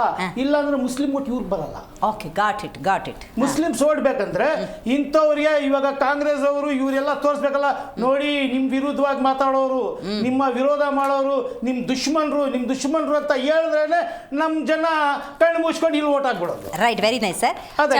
ಓಕೆ. ಸೊ ಹಂಗಾಗಿ ಮೇಡಮ್ ಏನಂದ್ರೆ ಇವೆಲ್ಲ ಗಿಮಿಕ್ಗಳು ನಡೆಯಲ್ಲ. ನೆಕ್ಸ್ಟ್ 175 ಅಂದ್ರು ಕಾಂಗ್ರೆಸ್ ವಕ್ತಾರರು. ನೋಡೋಣ, ಟೈಮ್ ಬರಲಿ, 50 ಬರಲಿ. ಇವಾಗ ಉಗಾದಿ ನಂತರ ಕಾಂಗ್ರೆಸ್ ಗೌರ್ಮೆಂಟ್ ಏನಾಗುತ್ತೋ ಗೊತ್ತಿಲ್ಲ. ಓಕೆ, ಸುಮಾರು ಹಬ್ಬ ಆಗೋದು ಸರ್. ಪುರಾಣಿಕ್ ಸರ್, ನೀವು ಹೇಳಿ ಸರ್. ಈಗ RSS ಅಣತಿಯಂತೆ BJP ನಡೆಯುತ್ತೆ ಅನ್ನುವಂಥ ಮಾತಿನ ನಡುವೆ RSS ಅನ್ನ ಮೀರಿ BJP ಬೆಳೀತಾ ಇದೆ ಅನ್ನುವಂಥ ಬೆಳವಣಿಗೆಗೆ ಈ ಯತ್ನಾಳ್ ಅವರು ಬಲಿಪಶು ಆದ್ರ ಅಂತ. ಯಾಕಂದ್ರೆ ಇಲ್ಲಿ ಸಂತೋಷ್ ಜಿ ಅವರನ್ನ ಕಟ್ಟಿ ಹಾಕುವ ಪ್ರಯತ್ನದ ದಾಳ ಇದು ಅಂತ. ಹೌದಾ? ನಿಜ, ಆ ಮಾತನ್ನೇ ನಾನು ಹೇಳಿದ್ದು. ಏನಂದ್ರೆ ಈಗ ಬಿಜೆಪಿನಲ್ಲಿ ಇಷ್ಟು ಈ ರೀತಿ ಭಿನ್ನಮತ ಇದೆಯಲ್ಲ, ಯಾರು ಯತ್ನಾಳ್ ಆಗ್ಲಿ, ಲಿಂಬಾವಳಿ ಆಗ್ಲಿ, ಅಥವಾ ಪ್ರತಾಪ್ ಸಿಂಹ, ರಮೇಶ್ ಜಾರಕಿಹೊಳಿ, ಇವರೆಲ್ಲರಿಗೂ ಒಂದು ರೀತಿಯಲ್ಲಿ ಯಾರೋ ಒಬ್ರು ಆಧಾರ ಸ್ತಂಭವಾಗಿದ್ರು ಹೈಕಮಾಂಡ್. ಅದನ್ನ ನಿಮ್ಮ ಡಿಬೇಟ್ ನಲ್ಲಿ ನಾವು 10 ಬಾರಿ ಚರ್ಚೆ ಮಾಡಿದ್ದೀವಿ. ಏನಂದ್ರೆ there was a remote control. ಇವ್ರನ್ನೆಲ್ಲ ಯತ್ನಾಳ್ ಅವ್ರನ್ನ ಮುಂದಿಟ್ಕೊಂಡಿದೆ. ಯಾಕಂದ್ರೆ ಅವ್ರು ಕಟ್ಟ ಹಿಂದುತ್ವವಾದಿ ಅಂತ ಅನಂತಕುಮಾರ್ ಹೆಗ್ಡೆ ಬಿಟ್ರೆ ಅವ್ರು ಹೇಳಿದಂಗೆ ಸೆಕೆಂಡ್ ಸಚ್ ಪರ್ಸನ್. ಅದರಿಂದ ಈ ಒಂದು ಇದರಲ್ಲಿ ಅಲ್ಲಿ ಒಡಕಿದೆ ಅಂತ ಕನ್ನಕ್ಕಿಂತ ಅವ್ರಿಗೆ ಅರ್ಥ ಆಗಿದೆ, ಕರ್ನಾಟಕದಲ್ಲಿ ಈ ರೀತಿ ಡಬಲ್ ಗೇಮ್ ಮಾಡಿದ್ರೆ ಅಥವಾ ಚೆಸ್ ಅನ್ನ ಮಾಡಿದ್ರೆ ಈ ದಾಳಗಳನ್ನ ಮಾಡ್ತಕ್ಕಂಥವ್ರನ್ನ ನಿಯಂತ್ರಿಸಬೇಕಾದ್ರೆ ಅಲ್ಲಿಗೆ ಒಂದು ಶಿಸ್ತಿನ ಒಂದು ಸೂಚನೆ ಕೊಡ್ಬೇಕು ಅಂತ ಇದನ್ನ ಮಾಡಿದ್ದಾರೆ. ಇದು ಒಂಥರ ಇದು ಕಟಿಂಗ್ ದಿ ಇದು ಒಂದು ರೀತಿಯಲ್ಲಿ ರಂಬೆ ಏನಾದ್ರೂ ಒಂದು ರೀತಿಯಲ್ಲಿ ಅದು ಆರೋಗ್ಯವನ್ನ ಕೆಡಿಸ್ತಾ ಇದೆ ಅಥವಾ ಅದು ಕ್ಯಾನ್ಸರ್ ಬರ್ತಾ ಇದೆ ಅಂದ್ರೆ ಕಟ್ ಮಾಡ್ತಾರೆ. ಈ ಒಂದು ದೃಷ್ಟಿಯಲ್ಲಿ ನಾನು ಅದನ್ನ ಹೇಳ್ಬೇಕು ಅಂತಿದ್ದೆ, ನೀವು ಕೇಳಿದ್ ಒಳ್ಳೇದಾಯ್ತು. ಏನಂದ್ರೆ ಸಂತೋಷ್ ತರ ಅನೇಕ ಗುಂಪುಗಳಲ್ಲಿ ಇರ್ತಕ್ಕಂಥವ್ರನ್ನ ಒಂದು ರೀತಿಯಲ್ಲಿ ತಹಬದಿಗೆ ತರಲಿಕ್ಕೆ, ಯಾಕಂದ್ರೆ ಆಯಾ ರಾಜ್ಯದಲ್ಲಿ ಇದನ್ನ ನೋಡಿ, ದಕ್ಷಿಣದ ಹೆಬ್ಬಾಗಿಲು ಬಿಜೆಪಿಗೆ ಅದನ್ನ ಕಳ್ಕೊಂಡ್ರಲ್ಲ ಇವರು. ಇನ್ನು ಎಷ್ಟು ವರ್ಷ ಬೇಕು ಇವರಿಗೆ ಬಿಜೆಪಿಗೆ ಅಧಿಕಾರಕ್ಕೆ ಬರೋಗ? ಅವನು ಕಾಂಗ್ರೆಸ್ 175 ಹೇಳ್ತಾರೆ, ಬಟ್ ಜನತೆಗೆ ಚಾಯ್ಸ್ ಇಲ್ಲ, ಯಾವುದೇ ಚಾಯ್ಸ್ ಇಲ್ಲ. ಕಾಂಗ್ರೆಸ್ ಆಗ್ಲಿ ಅಥವಾ ಬಿಜೆಪಿ ಆಗ್ಲಿ, JDS ಆಗ್ಲಿ ಅಥವಾ ಆಮ್ ಆದ್ಮಿ ಪಕ್ಷ, ಇವ್ರಿಗೆ ಚಾಯ್ಸ್ ಅಂತಕ್ಕಂಥದ್ದಿಲ್ಲ. ಯಾಕಂದ್ರೆ ಅಂತ ಮಾಸ್ ಲೀಡರ್ಗಳಿಲ್ಲ. ಆಮೇಲೆ ಕೆಂಗಲ್ ಹನುಮಂತಯ್ಯನವರು, ನಿಜಲಿಂಗಪ್ಪನವರು, ಕಳಿಯಾಳ್ ಮಂಜಪ್ಪ, ವೀರೇಂದ್ರ ಪಾಟೀಲ್, ರಾಮಕೃಷ್ಣ ಹೆಗಡೆ ಅಂತಹ ನಾಯಕತ್ವವನ್ನು ಉಳ್ಳಂತಹ ಒಂದು ಅಭಿವೃದ್ಧಿಯ ಡೆವಲಪ್ಮೆಂಟ್ ಮತ್ತು ಭ್ರಷ್ಟಾಚಾರದಿಂದ ದೂರ, ಆದಷ್ಟು ದೂರ, 90% ಕಷ್ಟ, ಆದ್ರೆ 80 to 75% ಇದ್ರೆ ಆ ರೀತಿಯ ನಾಯಕರುಗಳು ಬರಬೇಕು. ಅವರು ಯಾವತ್ತೂ ಈ ಯಾವ ಪಕ್ಷದಲ್ಲೂ ಇಲ್ಲ ಅಂತಕ್ಕಂಥದ್ದು ನನ್ನ ಒಂದು ಬಹಳ ಕನ್ಸಿಡರ್ಡ್. 60 ವರ್ಷದಿಂದ ರಾಜಕೀಯ ನೋಡ್ತಾ ಇದ್ದೇನೆ. ಈ ಒಂದು ಸನ್ನಿವೇಶದಲ್ಲಿ ಕರ್ನಾಟಕಕ್ಕೆ ಒಂದು ದುರ್ದಶೆ ಬಂದಿದೆ.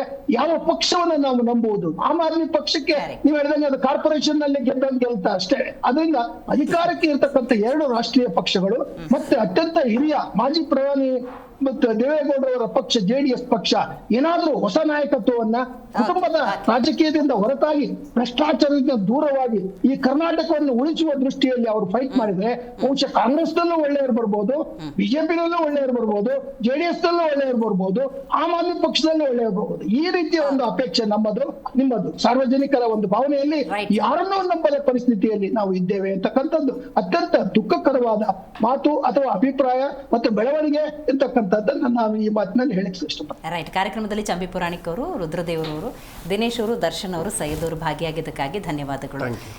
BJPದ ಆಂತರಿಕ ವಿಚಾರ, ಆ ಪಕ್ಷದಲ್ಲಿ ಏನೋ ನಡೀತಿದೆ ಅಂತ ಆಗಾಗ ಹೇಳಿಕೆಯನ್ನು ಕೊಡುವಂಥ ಕಾಂಗ್ರೆಸ್ ಕೂಡ ಈಗ ಸಂತೋಷವಾಯಿತೆ. ಆ ಜಿಗಳ ಮಾತನ್ನು ಕೇಳಿ ತನ್ನ ರಾಜಕೀಯ ಭವಿಷ್ಯವನ್ನು ಕಳೆದುಕೊಂಡ ಯತ್ನಾಳ್ ಅಂತ ಹೇಳಿ ಟ್ವೀಟ್ ಮಾಡಿ ಯತ್ನಾಳ್ ಅವರಿಗೆ ಪಾಠ ಮಾಡುವಂಥ ಪ್ರಯತ್ನವನ್ನು ಮಾಡಿದೆ ಕರ್ನಾಟಕ ಕಾಂಗ್ರೆಸ್. ಇದೆಲ್ಲವನ್ನು ಹೊರತುಪಡಿಸಿ ಯತ್ನಾಳ್ ಉಚ್ಚಾಟನೆಯಾಗಿದ್ದಾರೆ. ಯತ್ನಾಳ್ ಅವರ ಮುಂದಿನ ನಡೆ ಏನು ಅನ್ನೋದು ಪ್ರಶ್ನೆ. ಯತ್ನಾಳ್ ಅವರನ್ನು ಬೆಂಬಲಿಸಿದವರ ಮುಂದಿನ ನಡೆ ಏನು ಅನ್ನೋದು ಸದ್ಯದ ಪ್ರಶ್ನೆ. ವಿಜಯೇಂದ್ರ ಅವ್ರಿಗೂ ಇದು ತಕ್ಕ ಪಾಠ. ಮುಂದೆ ಪಕ್ಷವನ್ನು ಹೇಗೆ ನಡೆಸ್ಕೊಂಡು ಹೋಗ್ತಾರೆ ಅನ್ನೋದನ್ನು ಕಾದು ನೋಡೋಣ ಅಂತ ಹೇಳ್ತಾ ಇವತ್ತಿನ ಕಾರ್ಯಕ್ರಮವನ್ನು ಮುಗಿಸೋಣ. ನೋಡ್ತಾ ಇರಿ ಜಿ ಕನ್ನಡ ನ್ಯೂಸ್, ಸತ್ಯವೇ ಸುದ್ದಿಯ ಜೀವಾಳ.